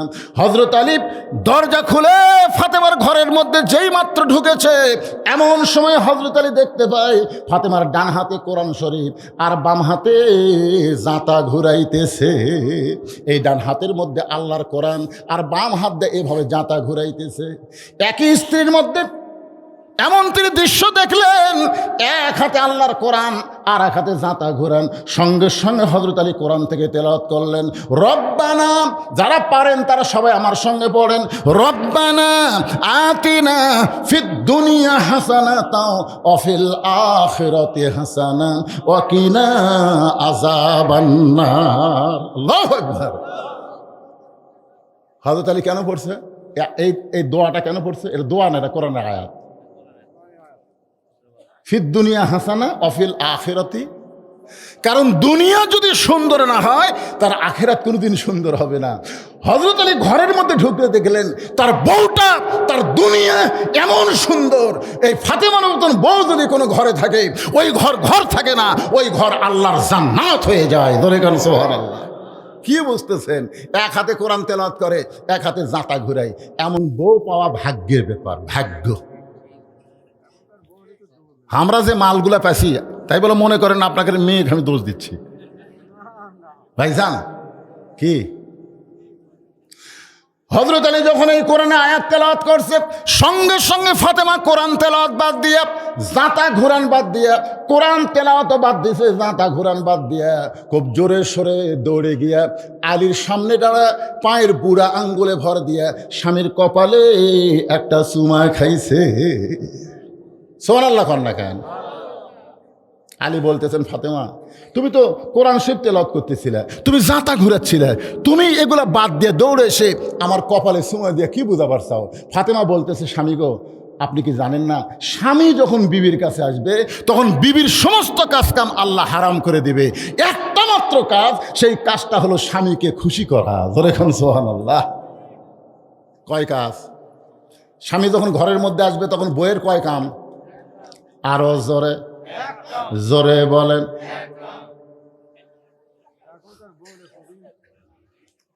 এখন স্বামী যদি ঘরের মধ্যে আসে, এখনকার বইয়েরা খুশি হয় না বেজার হয়? আমরা আক্কেল নেই যখন তখন। ফাতেমা বলতেছেন, একটাই মাত্র কাজ, কোরআন শরীফ চলবে না, জাঁতা ঘোরান চলবে না, একটাই মাত্র কাজ হলো স্বামীকে খুশি করা। আলী বলতেছেন, ফাতেমা আল্লাহর কোরআন তেলাওয়াত করতেছিলে, এইটাও কি তুমি বাদ দিলে? ফাতেমা বলতেছে, স্বামী গো, আমার বাবা একদিন আমাকে বলেছে, ফাতেমা আল্লাহর পরে কাউকে যদি সেজদা দেওয়ার হুকুম থাকে তাহলে আমার আলীর পায়ে সেজদা করিস, কিন্তু ফাতেমা আল্লাহ ছাড়া কাউকে সেজদা করার হুকুম নাই। এ কথা দিয়ে নবী বুঝাই দিলেন, আল্লাহর পরে মেয়ে মানুষের কাছে সবচাইতে দামি এই মহান ব্যক্তি হলো তার স্বামী। শুধুমাত্র ফরজ ইবাদত ছাড়া, শুধুমাত্র ফরজ ইবাদত ছাড়া, স্বামীর হুকুম ছাড়া বইয়েরা কোনো নফল ইবাদত করবার পারবে না। কথা কন না কেন? পারবে। যদি কোনো বউ নফল নামাজের নিয়ত করে, স্বামী যদি ডাক দেয়, নামাজ বাদ দিয়ে স্বামীর ডাকে উত্তর দেওয়া লাগবে। শুধু ফরজ নামাজের নিয়ত করলে স্বামী ডাকলে উত্তর দেওয়া যাবে না, কারণ আগে আল্লাহ, তারপরে স্বামী। জোরে কোন কথা ঠিক কিনা? হ্যাঁ। আর হামাকের গুলো ডাকলে একবার ডাকে কথা কয় না, কেগো ময়না পাখি আসো, একটা নাম ধরে ডাকতেছে, সকিনা, কথা কয় না। ও সকিনা, কথা কয় না। লক্ষ্মীটি সকিনা, কি কি এত ডাকেন কেন? আমার কাম নেই। আপনার বলেন তো, স্বামী ডাক দিলে আর কোনো কাম করা যাবে? কথা বলেন, কাজ করা যাবে? একটু মনোযোগ দিয়ে শুনবেন। আলী বলতেছেন, ফাতেমা ডান হাতে আল্লাহর কোরআন তেলাওয়াত আর বাম হাতে জাঁতা ঘোরান দেখতেছিলাম। ও ফাতেমা, কত কষ্ট করে তুমি সংসার করতেছ, এটা ঘরের মধ্যে না ঢুকলে তো আমি বুঝতে পারতাম না। ফাতেমা বলতেছে, আল্লাহর কোরআন তেলাওয়াত বাদ দিয়া, আল্লাহর কোরআন তেলাওয়াত বাদ দিয়া আপনি হঠাৎ কেন ঘরের মধ্যে ঢুকলেন? কোরআন পড়তে পড়তেই কি আপনার বইয়ের কথা মনে হয়েছে? আলী বলেন, ফাতেমা কোরআন পড়তে পড়তে তোমার কথা মনে হয় নাই, কিন্তু হোসাইন তোমার ঘরের মধ্যে ঢুকতে চাইছিল, আমি হোসাইনকে আল্লাহর কোরআন শরীফ দিয়া আমি তোমার ঘরের মধ্যে ঢুকেছি। সঙ্গে সঙ্গে ফাতেমা বলতে, স্বামী গো, ওই বাবা হলো সবচাইতে বড় ভাগ্যবান যার মাসুম বাচ্চার হাতে থাকবে আল্লাহর কোরআন। সুবহানাল্লাহ, জোরে কর। ফাতেমা বলতেছে, ওই বাবা মা হলো সবচাইতে বড় ভাগ্যবান যার বাচ্চার হাতে থাকবে কি? হোসেনের হাতে কি আছে? আজকে আপনাদের হোসেন মার্কা বাচ্চাদের হাতে কি দিছেন?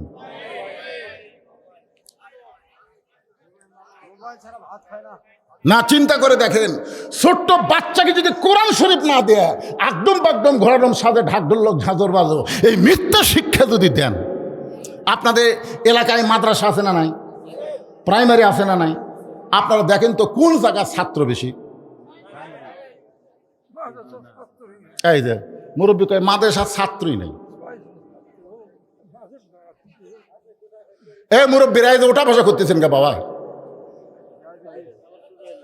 অত্যন্ত গুরুত্বপূর্ণ বিষয়। ও আমিলুস সালিহাত, পুরুষের জন্য 1 নম্বর হলো নামাজ, আর নারীদের জন্য 1 নম্বর কি? সেই পর্দার উপর কথা বলতেছি। পর্দার কথা শুনতে খারাপ লাগতেছে? আজকে বউগুলো যদি ভালো হয়, প্রত্যেক ঘর আল্লাহর জান্নাত হয়ে যাবে। জোরে কোন কথা ঠিক কিনা?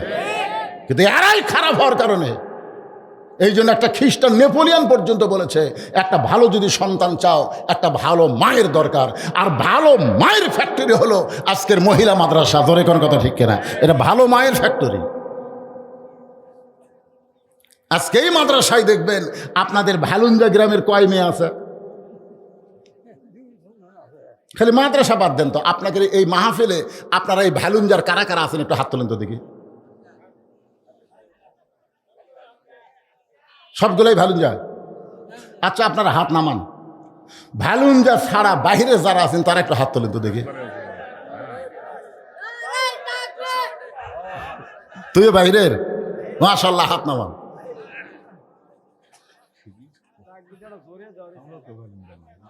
আপনারা ভ্যালুঞ্জার না? আমাকে একজন বলতে, হুজুর আজকে তারেক মনোয়ার ওয়াজ আবার কিছু দূর ফাঁকি, বুঝলেন তো, আজকে যদি সবাই তারেক মনোয়ার ওয়াজ শুনবার যায়, ভ্যালুঞ্জার লোক যদি বসে তাও তো প্যান্ডেল ভরে দিবি। কিন্তু আমি কি দেখলাম, এই মাদ্রাসায় যে সমস্ত মেয়েরা পড়তেছে এরা কি এই গ্রামের মেয়ে না বাহিরের মেয়ে? কথা কোন জোরে কোন, বাহিরের না? তাহলে বাহিরের মেয়ে এই মাদ্রাসায় পড়ে ফাতেমা হচ্ছে, রাবিয়া হচ্ছে, আয়েশা হচ্ছে, খাদিজা হচ্ছে, আর আপনাদের মেয়েদেরকে আপনারা কোথায় পড়াচ্ছেন?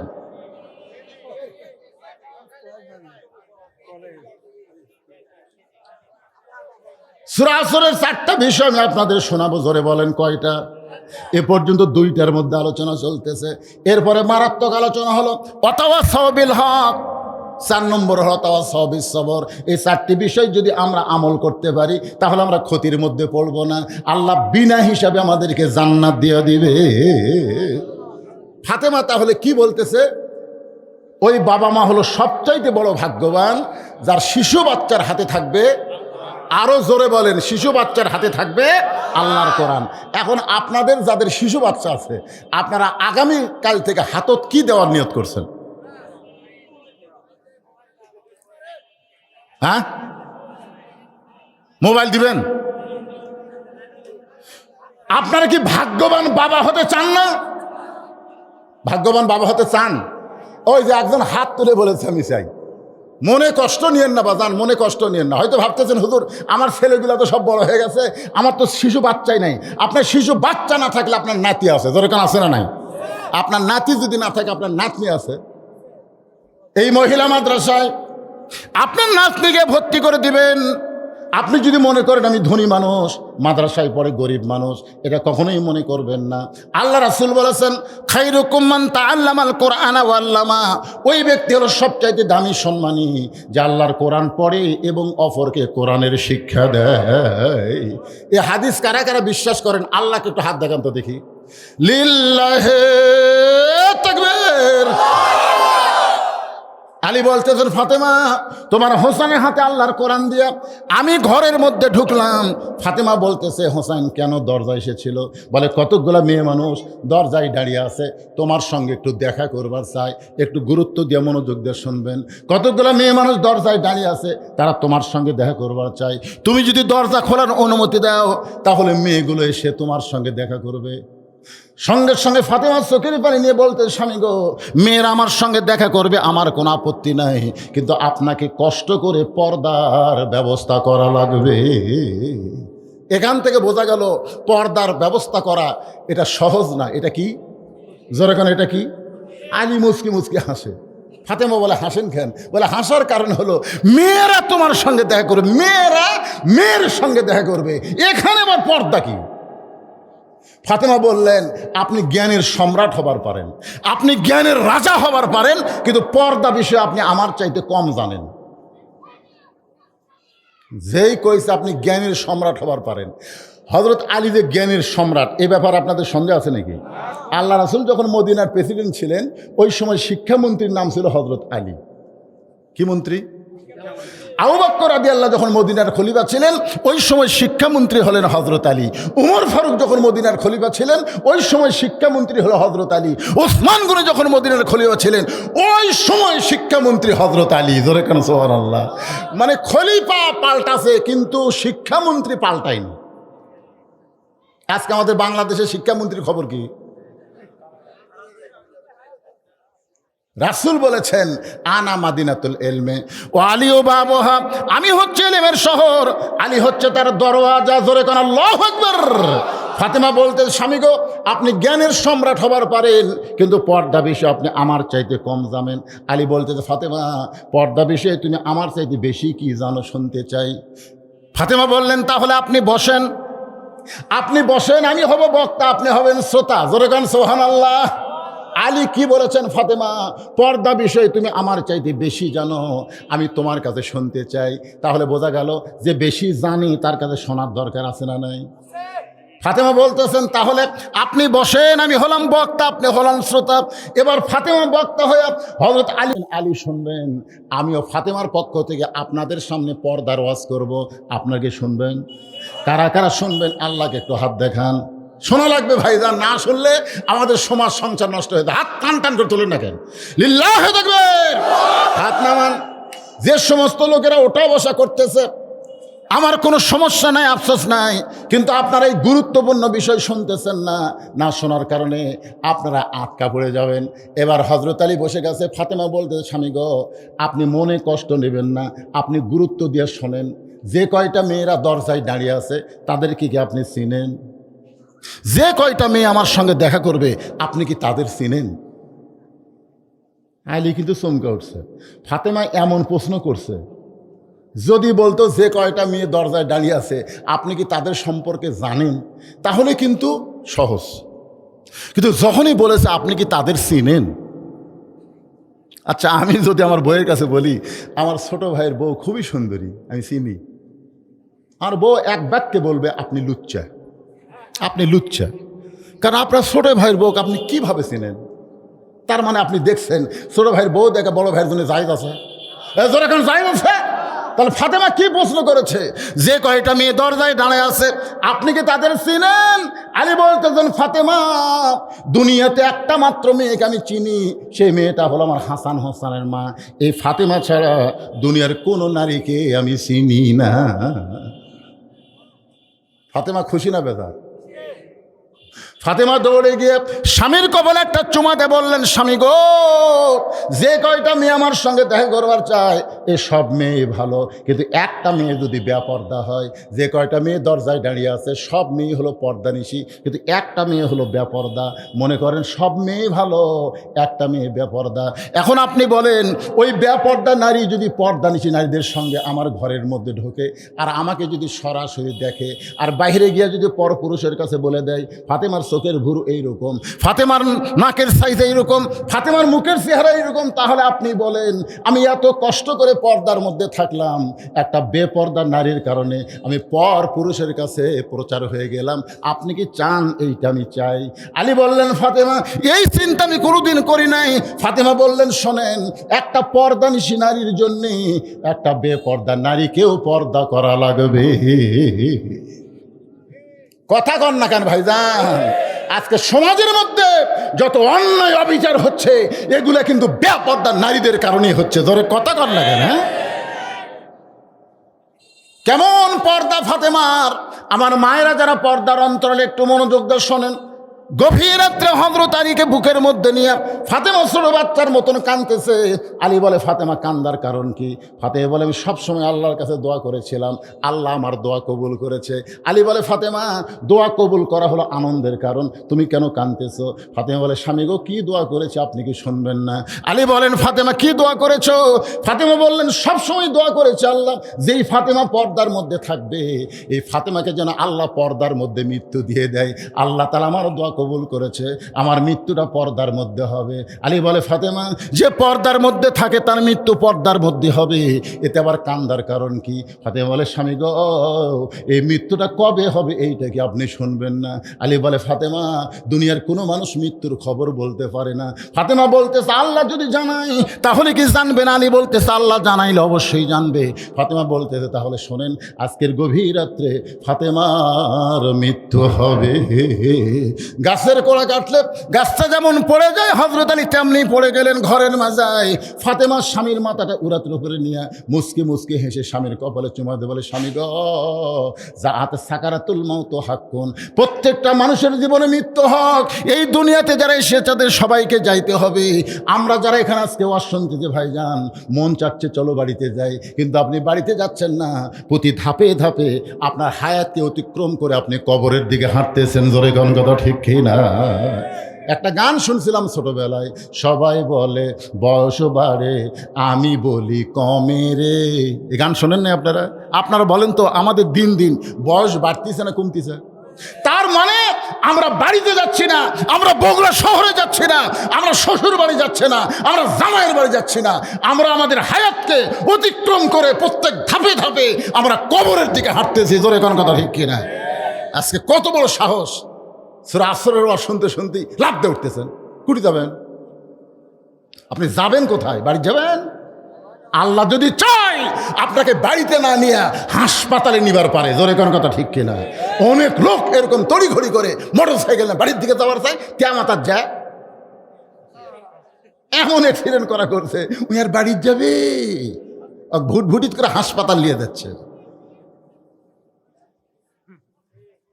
সূরা আসরের 4টা বিষয় আমাদের শুনতে হবে। জোরে কোন কথা ঠিক কিনা? 2 বিষয়ের বড় আজ হচ্ছে, লাভ দিয়ে উঠতেছেন কেন? ওয়াতাওয়াসাউ বিল হক শুনবেন না আপনারা? খালি নাম হলো আজিজুল হক, শাইখুল হাদিস আইজুল হক। হাসিনা জেলের মধ্যে বন্দি করলো, হক। এরপরে বেটা হলো মামুনুল হক, একই জেলত বন্দি করলো। তোর এখন কথা ঠিক কিনা? হকের ঠেলা আছে ভাই। কুল জাল হক ও জাহাকাল বাতিল ইন্নাল বাতিলা কানা জাহুকা। এই হকের উপর একটা ফাটাফাটি ওয়াজ হবে। জোরে কর কথা ঠিক কিনা? ওয়ামিলুস সালিহ ওয়াজ শুনতে শুনতে লাভ দটেন কেন? কি আমার কথা কি বুঝবার পারতেছেন না? কি খারাপ লাগতেছে? চলবি তো, এ মাঝখান থেকে লাভ দেওয়া ওঠে কারা? সবার জন্য ওয়াজ শুনতে হবে। 2-1 জন শুনবেন, বাদ বাকি শুনবেন, এটা চলবে না তো। একটু মনোযোগ। কিসের পানি বদলাবে?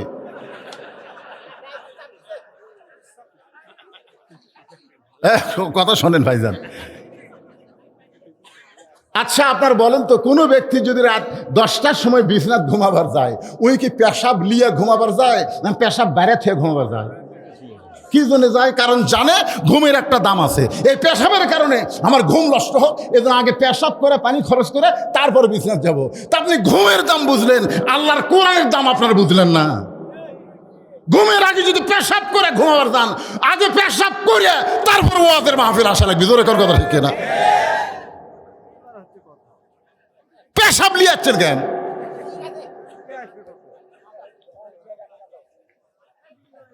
না বেশি লোক না, 2-4 জন উঠছে, এতে আমার খারাপ লাগতেছে। কারণ বর্তমান প্রেক্ষাপটে যেই কথা দরকার আমি সেটাই বলতেছি। তোর ঠিক কিনা ভাইজান? কি শুনবেন? সূরা আসরের তাফসীর শোনেন। এখন কি বুঝতেছেন? ফাতেমার স্বামীর মাথাটা উরাতের উপরে নিয়ে কবলে একটা চুমাতে বললেন, স্বামী গো, এই দুনিয়া থাকার জায়গা না, যারাই এসেছে সবাইকে যাইতে হবে। আমার কথা শুনে আপনি এমনভাবে পড়লেন কেন? আপনাকে 2 দিক দিয়ে আমি জানি। একটা হলো আপনি আসাদুল্লাহিল গালিব, একটা হলো আনা মাদিনাতুল ইলমি ওয়া আলী ও বাবুহা। একটা হলো আপনি জ্ঞানের সম্রাট, আর একটা হলো আপনি বীরের বীর। বউ মরার কথা শুনে আপনি যেভাবে পড়ে গেলেন, তার মানে বোঝা গেল আপনার বীরত্বও নেই, আপনার জ্ঞানও নেই। কি মনে করতেছেন? হয়তো আলী কি ছোট বীর না বড় বীর? ছোট জ্ঞানী না বড় জ্ঞানী? তাহলে বউ মরবি এ কথা শুনে পড়ে গেল। তার মানে আপনি কি জানেন না দুনিয়া থাকার জায়গা না, আসলে যাওয়া লাগবেই। 3 তলা বানাচ্ছেন, 4 তলা বানাচ্ছেন, মনে করতেছেন কি হইল রে? কি হচ্ছেন আপনি? মসজিদের খাটনি আপনার বাড়ির আঙ্গিনা চলে আসবে। চেয়ার পাওয়ার পর আমাদের বাংলাদেশে কতগুলো বলছিল না, 41 সালে হামাক নামাইকে, 41 সালের আগে হামাক নামাইকে। আল্লাহকে 41 লাগবি না, 24 সালে তো গোষ্ঠী শুদ্ধ বাইর করে দেবো। জোরে কোন কথা ঠিক কিনা? কি অহংকারী কথা! উঠবার পারেন, টেজত উঠবার পারে না, 2 জন টানে তোলে আর 2 জন পাশাত তেলা মারে। তারপরে টেজত কোনো মতে আসে মাইক পায়া কয় খেলা হবে, খেলা হবে। কেরে পাগলা, খেলবার গেলে মাজাত বল থাকা লাগবে। তোর এখন কথা ঠিক না? তোর মাজা ভাঙ্গা, তুই খেলবার শেষ কেন? এটা ওয়াতাওয়াসাউ বিল হকের কিছু কথা বললাম, মানে হকের উপর ওয়াজ যাচ্ছে। এখন সবচাইতে বড় হক জাত সাকারাতুল মাউতু হকুন। আমাদের সকলের জীবনে মৃত্যু আছে না নাই? কখন না আপনাকে মনে হচ্ছে কখন হবে? ভাব দেখে বোঝা যাচ্ছে 2-4 বছরের মধ্যে হচ্ছে না। একটা গান কই কব, এটা গান না, এটা একটা গজল। কিন্তু যেদিন ডাক পড়িবে কবর মাঝে যাইতে, জোগাড় কিছু করছো বন্ধু তার মাঝে বিছাইতে। এই গানটা যখন শুনি আমার চোখ দিয়ে দর দর করে পানি আসে। কিন্তু যেদিন মানে কোন দিন সেইটা বলে নাই, যে কোনো সময় আমাদের ডাক পড়বে। কিন্তু যেদিন ডাক পড়িবে কবর মাঝে শুইতে, জোগাড় কিছু করছো বন্ধু তার মাঝে বিছাইতে। ডানে কবর বামে কবর, খেয়াল করে দেখেন, ডানে কবর বামে কবর, নিচে কবর আছে যে, ওপর দিকে ছায়া দেখো বাঁশের ছাউনি দিছে কে। এমন আজাব দিবে রে ভাই কবরের ওই মাটিতে, গলা ফেটে রক্ত ঝরবে চিৎকারের ওই চোটেতে। ও স্বামী, আপনি এমন করে পড়ে গেলেন, আপনি একজন বীরের বীর, একজন জ্ঞানের সম্রাট হইয়া আপনি কি জানেন না এই দুনিয়া থাকার জায়গা না, আসলে যাইতে হবে। ওগো স্বামী, আমি ফাতেমা যখন মরে যাব আমার 3টা চাওয়া আপনাকে পুরা করা লাগবে। আলী কান্দার বলে, ফাতেমা দুনিয়ার জীবনে গরিব ছিলাম বলে তুমি কিছুই চাইলা না। আপনারা বলেন তো হযরত আলী ধনী ছিল না গরিব ছিল? গরিব ছিলাম বলে তুমি কোনোদিন কিছুই চাইলা না। আজকে মৃত্যুর সময় তুমি কি চাইবা ফাতেমা? ফাতেমা বলে, স্বামী গো, আমার 1 নম্বর চাওয়া হলো রাতের অন্ধকারেই আমাকে দাফন করা লাগবে। রাতের অন্ধকারে মৃত্যুবরণ করব, আর দিনের আলোতে আমাকে দাফন করবেন, আমার পর্দার খেলাপ হয়ে যাবে। রাতের অন্ধকারে আমাকে দাফন করবেন। ওগো স্বামী, আমার 2 নম্বর চাওয়া হলো আমার কোনো জানাজার ব্যবস্থা করবেন না, আমার কোনো জানাজার ব্যবস্থা করবেন না। আমার 3 নম্বর চাওয়া হলো আমার লাশটা কিন্তু খাটনিতে তুলবেন না, কারণ 4 জন পুরুষ মানুষ ফাতেমার খাটনি কান্দে নেবে, এমন 4টা পুরুষকে আমি ফাতেমা খুঁজে পাইলাম না। আজকে যদি আমার বাবা দুনিয়াতে থাকতো, মরা মেয়ের লাশের খাটনি বাবা কান্দে নিবার পারতো। আমার হাসান হোসেন যদি বড় হইতো, মায়ের লাশের খাটনি কান্দে নিবার পারতো। ওগো স্বামী, আমার খাটনি কান্দে নেওয়ার মতন কোনো মানুষ দুনিয়াতে নাই। আপনি আমার লাশটা কান্দে করে নিয়ে ওই জান্নাতুল বাকির পূর্ব কোণায় সবুজ রঙের একটা বাতি জ্বলবে, ওই বাতি বরাবর আমাকে দাফন করবেন। আপনি যদি আমার কবর খুঁড়তে কষ্ট হয়, তাহলে আপনার কোনো বন্ধুরে বলবেন সে যেন ফাতেমার কবর গোপনে খনন করে দেয়। আবু যর গিফারি কবর খনন করতেছে, এক সময় আবু যর গিফারি আবেগে বলতেছে, ও কবর, তুই কি জানিস রে, তোর মধ্যে গভীর রাত্রে এমন একজন মহিষী নারীকে রাখা হবে, আল্লাহ নবী তাকে মা বলে সম্মান দিয়েছে। এ কবর, খবরদার বেয়াদবি করবি না। তুই কি জানিস রে কবর, এমন একজন বিবিকে রাখা হবে যার স্বামী আসাদুল্লাহ গালিব হযরত আলী। খবরদার কবর বেয়াদবি করিস না। এই কথা বলে আবু যর গিফারি কোদাল মারার পরে বলে, কবর রে সাইদুস শাবাবি আহলিল জান্নাহ, জান্নাতি যুবকদের সর্দার হাসান হোসেনের মাকে কবরে রাখা হবে। খবরদার কবর বেয়াদবি করিস না। এই কথা বলে যখন আবার কোদাল মারতে চায়, হঠাৎ কবরের মধ্য থেকে শব্দ আসতেছে। এটা কিন্তু ফাতেমাকে লক্ষ্য করে বলে নাই, আবু যরকে লক্ষ্য করে বলে নাই, দুনিয়ার সমস্ত মানুষ যারা আমরা কবরে যাব সবাইকে লক্ষ্য করে বলা হচ্ছে, এই কবর কার মেয়ে, কার বিবি, কার মা, এটা দেখবে না। আমল যদি ভালো হয় কবর জান্নাতের গর্ত হয়ে যাবে, আর আমল যদি খারাপ হয় কবর জাহান্নামের গর্ত হয়ে যাবে। আমল যদি ভালো হয় কবর জান্নাতের বাগান হয়ে যাবে, আমল যদি খারাপ হয় কবর জাহান্নামের গর্ত হবে। এই শব্দ শোনার পর আবু যর গিফারি আর কোদাল মারতে পারে নাই, কোদাল ফাইলা দিয়ে পাগল হয়ে যখন পালায়ে গেছে, এমন সময় হযরত আলী 2 সন্তানের মাঝখান থেকে লাশটা নিয়ে ফাতেমারে কান্দে করে জান্নাতুল বাকির পূর্ব কোণায় সবুজ রঙের বাতির কাছে গিয়ে দেখে আবু যর কোদাল ফাইলা দিয়ে চলে গেছে। হযরত আলী ফাতেমাকে দাফন করলো। একা একা দাফন করার পরে আল্লাহর কাছে বলতেছে, আল্লাহ, এই মুহূর্তে যদি আমি বাড়িতে যাই, আমার হাসান হোসেন ঘুম থেকে চেতন পাওয়ার পরে যদি জিজ্ঞাসা করে, বাবা, যে মা আদর করে আমাদেরকে ঘুমাই দিল, মাঝখানে সেই মা এখন কোথায় গেল? আমি যদি বলি তোমাদের মা খবরে গেছে, তোমাদের মা মারা গেছে, তখন 2টা সন্তান আমাকে বলবে, বাবা, আমাদের মাকে কোথায় কবর দিলেন? এই কবর কি আমরা 2 সন্তান দেখতে পাবো না? আমি যদি হাসান হোসেনকে ফাতেমার কবর দেখাই আর ওরা কাঁদতে কাঁদতে যদি সকাল হয়ে যায়, তাহলে মদিনার সব মানুষ জানবে হাসান হোসেন কাঁদতেছে, ওইটাই হলো ফাতেমার কবর। আমার ফাতেমাকে গোপনে তাহলে কবর দিয়ে লাভটা কি হলো? এই কান্দের পরে হযরত আলী তাকায় দেখে সামনে কয়েকটা পুরাতন কবর দেখা যায়। এইমাত্র ফাতেমাকে কবর দিয়েছে, সেই নতুন কবর আর দেখতে পায় না। আলী কান্দের বলে, ফাতেমার কবর। কোথায় ফাতেমার কবর? কে যেন ডাকতে বলে, আলী রে, আমি আল্লাহ জোহরা ডিগ্রি দিয়া ফাতেমার কবরটাকে কিয়ামত পর্যন্ত পর্দা করে দিয়েছি। ওগো স্বামী, তাহলে আপনি বলেন, যে মেয়ের আমার সঙ্গে দেখা করবে ওদের মধ্যে একটা যদি বেপর্দা নারী থাকে তাহলে ফাতেমার পর্দার খেলাফ হয়ে যাবে। এখান থেকে প্রমাণ হলো পর্দানিশী নারীরা বেপর্দা নারী থেকে পর্দা করবে। পুরুষের জন্য 1 নম্বর হলো নামাজ, আর নারীদের জন্য 1 নম্বর হলো পর্দা। ওয়া আমিলুস সলিহা, আমি নেক আমলের ওয়াজ শেষ করলাম। এবার 3 নম্বর বিষয় হলো ওয়াতাওয়াসাউ বিল হক। হক কথা বলা লাগবে। আচ্ছা, হক কথা যদি বক্তা বলে আপনার কি বিশ্বাস করবেন? ওমা তুনফিকু মিন শাইইন ফি সাবিলিল্লাহি আফাইলাইকুম ওয়া আনতুম লা তুজলামুন। কোরআনের আয়াত, সত্য না মিথ্যা? বিশ্বাস করবেন? এই আয়াতের বাংলা অর্থ করলে আপনার বিশ্বাস করবেন? খালি বিশ্বাস করবেন, কিন্তু আমল না। কম করলে হবে না বাদান, কে করলো রে না? বিশ্বাস যদি করেন তাহলে আমি এ দোয়াতা সবিল হক শুরু করব। আর যদি না করেন আমার টাইম শেষ। কারণ 12টার পরে, এখন 12টা বাজতেছে, 12টার পরে তারিখ পরিবর্তন হয়ে যায়। জোরে কারণ ঠিক কিনা? আমি যেই তারিখে দাওয়াত দিয়েছি ওই তারিখ আর থাকবি না। আপনারা এখন ধরবার পারবেন না। আমি যদি বলি ভাই কয় তারিখে দাওয়াত দিয়েছে, তখন বলবে হুজুর 10 তারিখে। এখন কয় তারিখ? তখন কই এখন তো 11। তাহলে আরবি বাদ দিয়ে আমি ইংরেজিটার দাওয়াত দিচ্ছি তোমাকে, আরবিটার দাওয়াত দেয় না। আরবির দাওয়াত খালি কম বেশি হয়, আরবির মাস প্রত্যেক মাস ঠিক মতো হয় না, ঠিক কেন? এখন এই জন্য বাংলা ইংরেজি আমি অবশ্যই শোনাবো, কিন্তু আপনাকেও এই যে পিছন দিক থেকে লটফট শুরু হয়ে গেছে। এই আয়াতের অর্থটা শোনেন। কোরআনের আয়াত মানে সত্য, এর মধ্যে কোনো সন্দেহ। আল্লাহ বলতেছেন ওমা তুনফিকু মিন শাইইন ফি সাবিলিল্লাহি ওয়াফাইলাইকুম ওয়া আনতুম লা তুজলামুন।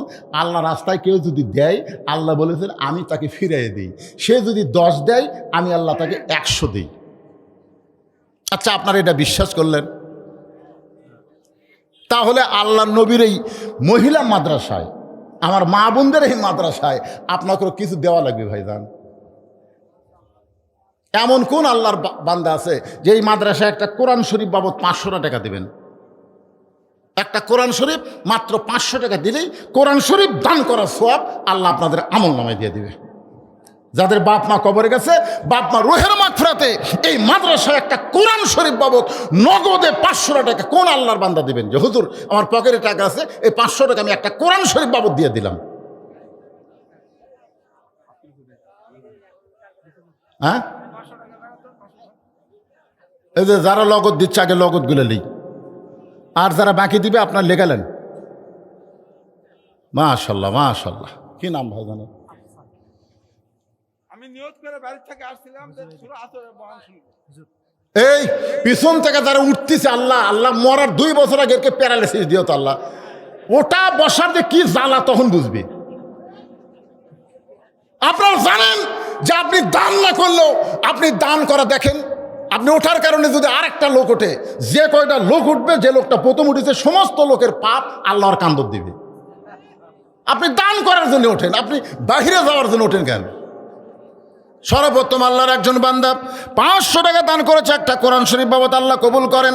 আর একজন কোরআন শরীফ বাবদ 500 টাকা দান করেছে, আল্লাহ আপনি কবুল করেন। কত আছে?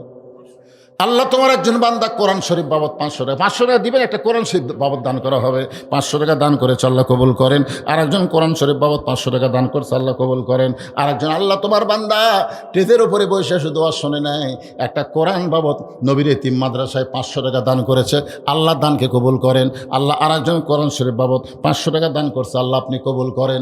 কবুল করো কবুল করো, মোদের কামনা দানকারীকে দিবেন জান্নাত, আল্লাহ নিরাশ করবেন। আমি জানি আপনাকে এলাকা হলো আলুর এলাকা, আর এবার যে আলুর উপর একটা গজব শুরু হয়ে গেছে। কিন্তু আপনারা তো গরু খাওয়াত কম করেননি না? আজকে এখানে আমি শুনলাম কয়টা, 11টা গরু খাচ্ছে, 11টা। কি নাম বাপ জানে?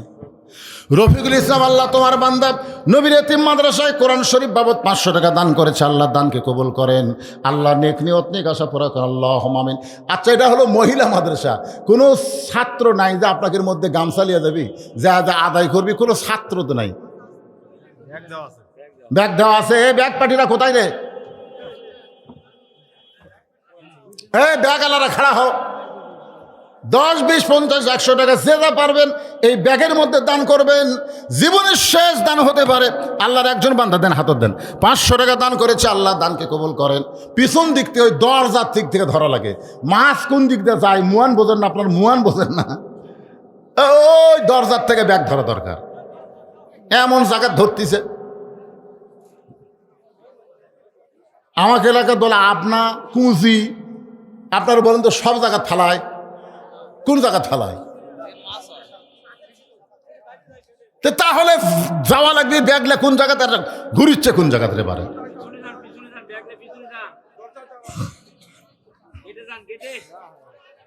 দেন, সবাই দেন, দিনে যা পারবেন। আল্লাহর হস্তে জীবনের শেষ দান মনে করে দিবেন।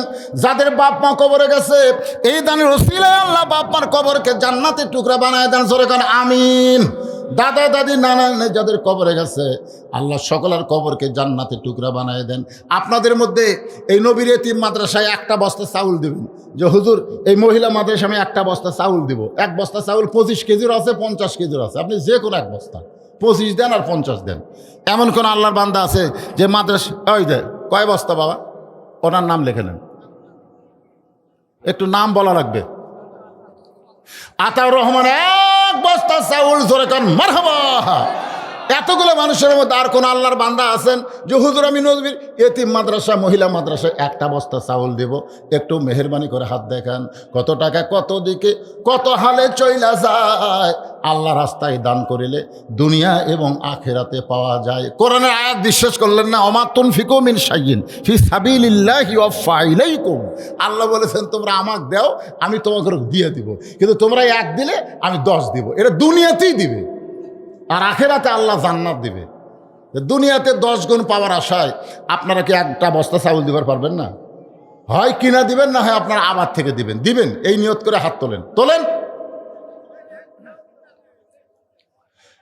তোলেন বাবা। এখান থেকে রাবিয়া বসি তৈরি হচ্ছে রে, ফাতেমা তৈরি হচ্ছে, মায়েশা খাদিজা তৈরি হচ্ছে। মহিলা মাদ্রাসা মানে ভালো মা, ভালো মায়ের তৈরির কারখানা।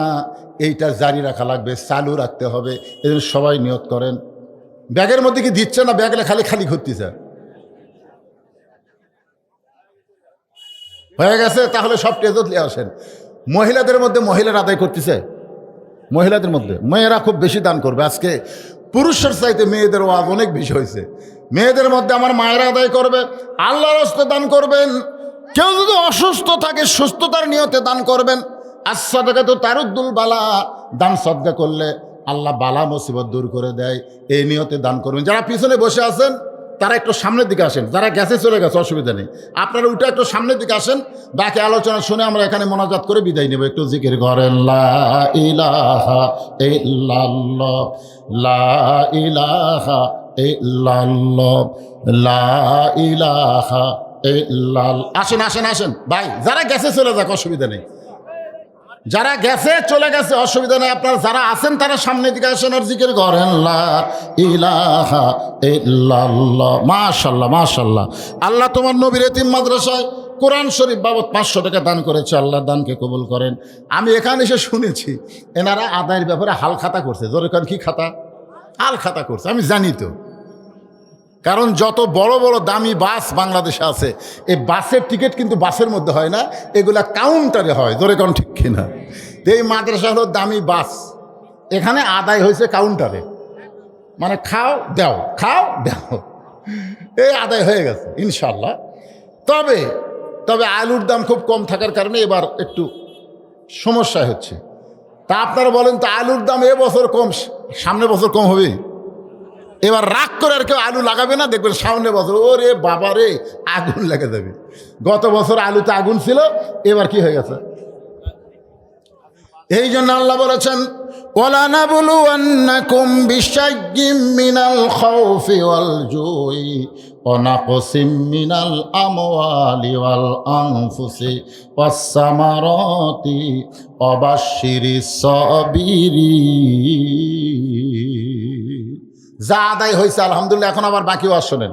ওয়াতাওয়াসাউ বিল হক, এই শোনেন, মনোযোগ দিয়ে শোনেন, হক কথা বলা লাগবে, হক পথে চলা লাগবে। রাজি আছেন? হক কথা বলতে হবে, হক পথে চলতে হবে। হক কথা বলতে, হক পথে চলতে যদি নানা রকম বিপদ আপদ মুসিবত আসে, আল্লাহ বলেছেন ইন্নাল্লাহা মা'আস সাবিরিন, আমাদেরকে ধৈর্য ধারণ করা লাগবে। ধৈর্য ধারণকারীর সাথে কে থাকে? সবাই বলেন কে থাকে? সূরা আসরের 4 নম্বর বিষয় কি? ওয়াতাওয়াসাউ বিস সবর, ধৈর্য ধারণ নির্দেশ দেওয়া লাগবে। ধৈর্য ধারণ আমরা 15.5 বছর করছি, 15.5 বছর ধৈর্য ধারণ করেছি, আর সবসময় চেষ্টা করেছি এই ফ্যাসিস্ট হাসিনা থেকে আমরা মুক্তি চাই। বিএনপি বহু ধরনের চেষ্টা করলো, জামাত চেষ্টা করলো, প্রকাশ্যে পারেনি, গোপনে গোপনে করেছে।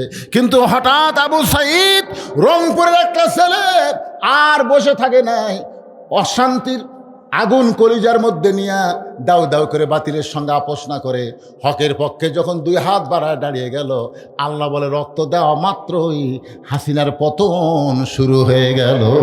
জোরে কোন ঠিক কিনা? আপনার বলেন তো আবু সাঈদের খবর কি?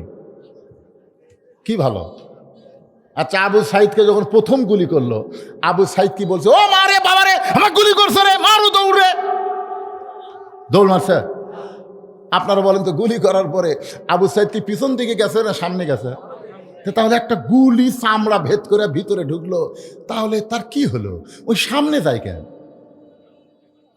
আপনি চিন্তা করে দেখছেন, বুখারী শরীফে একটা হাদিস আছে যে আল্লাহ যাদেরকে শহীদ হিসেবে কবুল করে, শহীদের মৃত্যুটা কি রকম কষ্ট, একটা চিনি খাওয়া পিঁপড়া কামড় মারলে যেমন কষ্ট হয় তার চাইতে কম কষ্ট। চিনি খাওয়া পিঁপড়া, চিনি খাওয়া পিঁপড়া বোঝেন? চিনি খাওয়া পিঁপড়া একটা না 10টা যদি আপনার কামড়ায়, আপনি মনে করবেন চুলকাই করে, চুলকাই করে, মানে ব্যথা তো নাই, চুলকানি তো 10টা কামড়ালে চুলকানি। তাহলে আবু সাঈদের শানে নবীর হাদিস যে সত্য, গুলি খাওয়ার পরে ও মারে বাবারে না কয়ে সামনে যায়, তার মানে বোঝা গেল গুলি ঢুকতেছে ঠিকই কিন্তু ব্যথা লাগতেছে না। আবার গুলি করলো, আবার সামনে যায়, আবার গুলি যখন করলো তখন 2 জন ছাত্র যায় আবু সাঈদকে যেই ধরলো, আবু সাঈদ টলে পড়লো, একটা শব্দ পর্যন্ত করলো না। এখান থেকে প্রমাণ হয়ে গেল বাতিলের বিরুদ্ধে হকের বিজয় শুরু হলো। জোরে কোন কথা ঠিক কিনা? কিন্তু এই গুলি খাওয়া পর্যন্ত ওয়াতাওয়াসাউ বিস সবর, সে ধৈর্য ধারণ করেছে। যে মায়ের কোনোদিন বাচ্চা হয়নি বিয়ে হওয়ার পরে এবার প্রথম বাচ্চা হচ্ছে, আপনারা বলেন তো এমনি এমনি বাচ্চা হয়? কি বলবো প্রসবের কথা, মা বিনে সেই ব্যথা কেউ তো বুঝিবে না। মাজন ঠেকিয়া সন্তানের দায়, অকালে মা মারা যায়, কেন সে মায়ের ভক্তি করো না? এমন দরদি ভাবে কেউ হবে না আমার মা গো। যখন প্রসব ব্যথা শুরু হয়ে গেছে, কোনোদিন তো হয়নি, এবারে প্রথম, ও মা রে বাবারে, এই জীবন রাখবো না রে, গলা দড়ি দিব, বিষ খাবো। মানে কষ্টের ঠেলা কি করছে তার ঠিক নেই, গলার দড়ি দিবি, বিষ খাবি। ইতিমধ্যে দাদি নানি দৌড়ে যায় হাসতে হাসতে, দাদি নানি হাসতে হাসতে দৌড়ে যায়, আর ধাক্কা ঘরের মধ্যে, তাই কি করছে রে? কই দাদি এত ব্যথা হচ্ছে, এই জীবন আর রাখবো না, গলার দড়ি দিব, বিষ খাবো। দাদি নানি কই পাগলি, তোর পায়ের তলে সন্তানের জান্নাত, তোর পায়ের তলে সন্তানের জান্নাত, পায়ের তলে সন্তানের জান্নাত হবি এমনি এমনি। ওয়াতাওয়াসাউ বিস সবর, ধৈর্য ধর। জোর করে নিয়ে যে নাতনিক শোয়ায় দিয়ে ঠান্ডা পানির মধ্যে নরম কাপড় চুবড়ে কপালে দিচ্ছে আর বলতেছে ওয়াতাওয়াসাউ বিস সবর, ধৈর্য ধর। ওই খালি এই তুই যে ওরে ওরে করতেছিস, এ রাস্তা দিয়ে মানুষ যাচ্ছে না? রাস্তার মানুষ যদি শোনে ওই বাড়ির একটা মেয়ে বাচ্চা হওয়ার সময় যা চিল্লা চিল্লি করলো, তোর লজ্জা নেই? তখন তাহলে ব্যথা হচ্ছে কি কর্ম? দাঁতের ওপর দাঁত দিয়ে, দাঁতের ওপর কর, দাঁতের ওপর দাঁত দিয়ে। আর দাদি নানি খালি বলতেছে ধৈর্য ধর, ধৈর্য ধর, তুই একটা সন্তানের মা হবি, তোর পায়ের তলে সন্তানের জান্নাত হবে। ধৈর্য ধরেছে, আর কান্দিস না, রাস্তার মানুষ শুনলে তোর দুর্নাম করবে। এখন কত কষ্ট হচ্ছে, তারপরও যখন ধৈর্য ধারণ করেছে, ওয়াতাওয়াসাউ বিস সবর। এমন সময় দাদি ইশারা করছে, ধাইমা ধাইমা, ধাত্রীমা থাকে তা চোখ টিপি মারছে। তার মানে কি? চোখ টিপি মারে কথা, মানে আমরা ধৈর্যের ওয়াজ করে এক সাইজ করছি, এই সময় মারতাম, যে বাচ্চাকে টান মারছে সঙ্গে সঙ্গে মা কষ্টের যন্ত্রণায় বেহুশ হয়ে গেছে। সন্তান বের হয়ে মা মা বলে কাঁদতেছে, ম্যা ম্যা বলে কাঁদতেছে, কিন্তু ওই কান্নার সাউন্ড মায়ের কানে যায় না। মা বেহুশ অবস্থায় আছে। সন্তানকে গোসল করায়া যখন ধাত্রী ওই সন্তানকে দাদি নানির হাতে দেয়, দাদি নানি আস্তে করে মায়ের বুকের উপরে সন্তানকে রাইখা দেয়। যেই মাত্র সন্তান মায়ের বুকের উপরে, মায়ের কলিজার উপরে যখন সন্তানের দেহের পরশ পাইয়া মা হুঁশ ফিরে পাইছে, মা হুঁশ ফিরে পাইয়া সন্তানকে এক নজর দেখে ওই সন্তানকে মুখের কাছে নিয়ে এসে জিব্বা বের করে যখন চুমা খায়, দাদি নানি তিরস্কার করে বলে, এরই জন্যই তুই গলার দড়ি দিবার চাইলি, এরই জন্যই বিষ খাবার চাইলি, একে লাত্তি মারে ফেলে দে, আরে চুমা খাস না। মা তখন বলে, দাদি গো, প্রসব কষ্ট সহ্য করার পরে এমন একটা নিয়ামত পাইছি, এই নিয়ামত রে চুমু দেওয়ার সঙ্গে সঙ্গে কষ্ট ভুলে গেছি। আজকে আমাদের বাংলাদেশে আল্লাহর কোরআনকে সংসদ পর্যন্ত নেওয়ার জন্যে, আল্লাহর কোরআনের আন্দোলন করার জন্যে এই বাংলাদেশে অনেক মুসলমান প্রসব ব্যথার মতন কষ্ট সহ্য করছে। ধরে কোন কথা ঠিক কি না? এত কষ্ট সহ্য করার পরে যদি আল্লাহর কোরআনকে আমরা আগামীতে সংসদে দেখতে পাই, এই কোরআন মোতাবেক বাংলার মুসলমান চলবে। আর যারা কষ্ট করেছে তারা সব কষ্ট প্রসব ব্যথার মতন ভুলে যাবে। এই জন্যে গোটা বাংলাদেশ ওয়াজ করে আল্লাহ পাক আমাকে আপনাদেরকে সবাইকে দেখাচ্ছে, সব দেখা হলো শেষ। আগামীতে আমরা দেখব, শুধু কোরআনের ওয়াজ শুনবো না, এই কোরআনের বাংলা দেশ আল্লাহ যেন কবুল করে। আমি শহীদ প্রেসিডেন্ট জিয়াউর রহমান তা দেখেছি ছোটোবেলায়। আপনারা যারা দেখছেন আপনারা বলেন তো, শহীদ প্রেসিডেন্ট জিয়াউর রহমান তিনি কেমন মানুষ ছিলেন? খালি ভালো। শহীদ প্রেসিডেন্ট জিয়াউর রহমান যে কেমন ছিলেন, মোস্তাফিয়া মাদ্রাসার যিনি প্রিন্সিপাল ছিলেন আল্লামা নজিবুল্লাহ রহমতুল্লাহ আলাই, ওনাকে একবার জিজ্ঞাসা করা হয়েছিল, হুজুর শহীদ প্রেসিডেন্ট জিয়াউর রহমান সম্পর্কে আপনার মন্তব্য কি? উনি বললেন, শহীদ প্রেসিডেন্ট জিয়াউর রহমান হলেন হযরত ওমর ফারুকের সিমটম। ধরে কোন সুবহানাল্লাহ। 4 বছর তিনি বাংলাদেশে আল্লাহ তাকে ক্ষমতায় রাখছিলেন। কয় বছর? এই 4 বছর তিনি দেশকে কোথায় নিয়ে গেছিলেন আপনারা জানেন? যারা জানেন তারা বলবেন কোথায় নিয়ে গেছিলেন। তিনি যখন দুনিয়া থেকে বিদায় নিলেন তখন তার ভাঙ্গা সুটকেসের মধ্যে জায়নামাজ, আল্লাহর কোরআন পাওয়া গেল। ধর্ম নিরপেক্ষকে বাদ দিয়ে তিনি বিসমিল্লাহির রহমান রহিম শুরু করলেন। জোরে কোন কথা ঠিক কিনা? ইসলামের মূল মন্ত্র নিয়ে তিনি বাংলাদেশকে শাসন করলেন। আপনারা বলেন তো, শহীদ প্রেসিডেন্ট জিয়াউর রহমান কোনোদিন বলেছেন রাজাকার এই মুহূর্তে বাংলা ছাড়? এ কথা কোনোদিন বলছেন? কথা কন না কেন ভাই, বলছেন? আচ্ছা, খালেদা জিয়া কোনোদিন বলছে রাজাকার এই মুহূর্তে বাংলা ছাড়? এরা কোনোদিন বলছে? আচ্ছা, তারেক জিয়ার মুখে কোনোদিন শুনছেন এরা রাজাকার এই মুহূর্তে বাংলা ছাড়? কোনোদিন শুনছেন? তাহলে জিয়াউর রহমান কয় না, খালেদা জিয়া কয় না, তারেক জিয়া কয় না, এই শালা পাংশা পুটিরা কোত্থেকে বার হলো? এই পাংশা পুটিরা।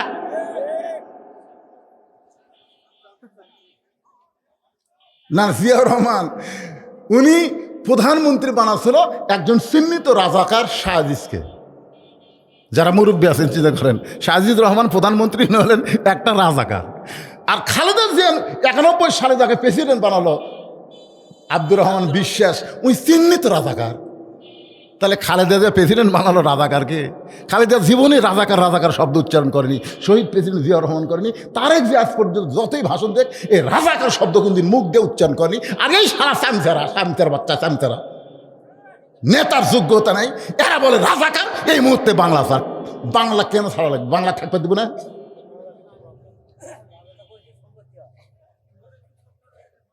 কিসের ফখরুল? ওলা কোয়ার টাইম আছে আমার। এটা শেষে বললাম, ওয়াতাওয়াসাবিল হক, হক কথাটা বলা লাগবে, এই জন্য বলে দিলাম। আমার কথা কি বুঝলেন? আমরা শহীদ প্রেসিডেন্ট জিয়াউর রহমানকে কলিজার থেকে বেশি ভালোবাসি, খালেদা জিয়াকে ভালোবাসি, তারেক জিয়াকে ভালোবাসি। জোরে কোন কথা ঠিক না? আর তোমরা সব সুলসা পুটি হয়েছ, কি বললে কি বলো, কত ভাষা ঠিক নাই, বক্তব্যের ঠিক নাই, লেখাপড়া নাই, সব মূর্খ নেতা। জিয়াউর রহমানকে আদর্শ বুকে নিয়ে রাজনীতি করো, আল্লাহর কোরআনের শাসন চালু হবে। জোরে কর কথা ঠিক কিনা?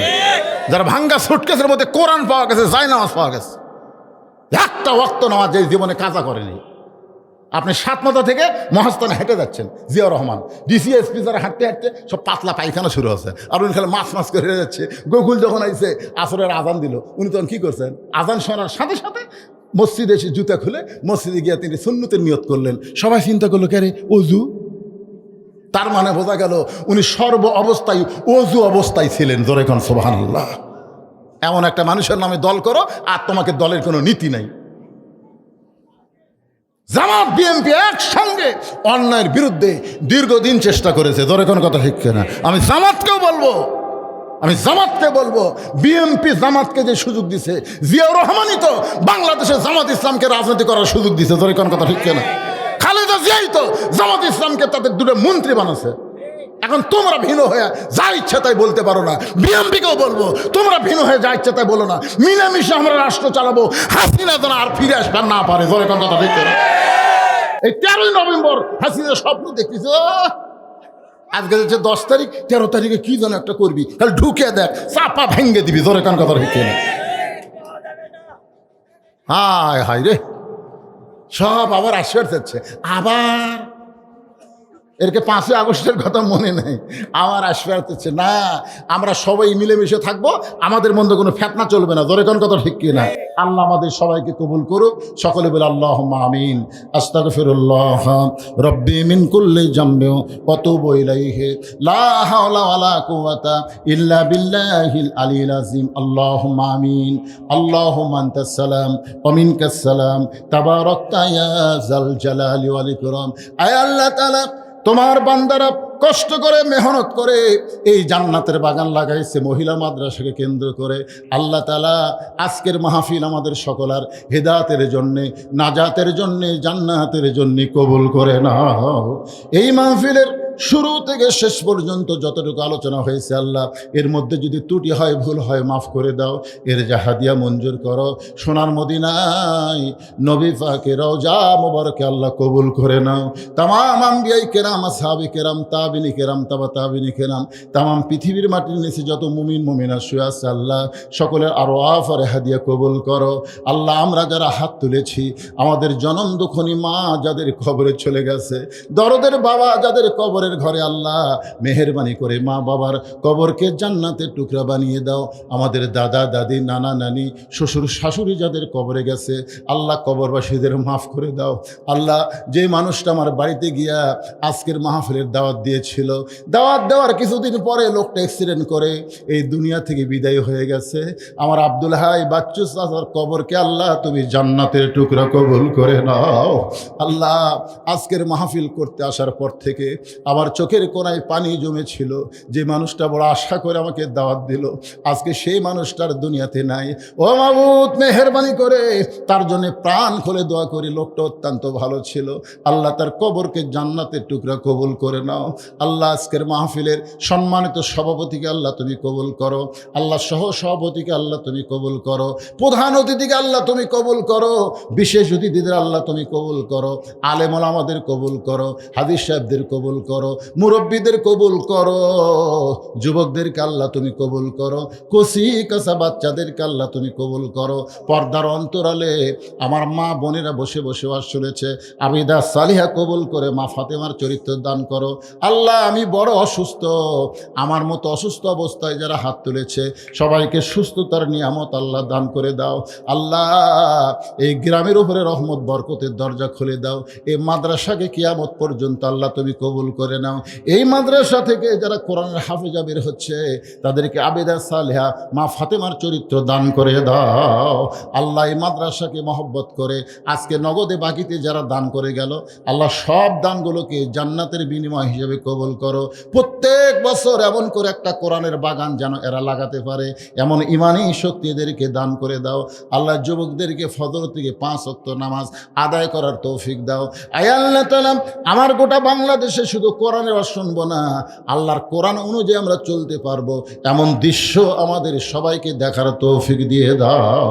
বিশ্বের মুসলমানকে আল্লাহ তুমি হেফাজত করো, ফিলিস্তিন গাজার মুসলমানকে আল্লাহ তুমি রক্ষা করো, পৃথিবীর যত জায়গায় মুসলমান বিপদে আছে সমস্ত মুসলমানকে আল্লাহ তুমি খাস করে হেফাজত করো।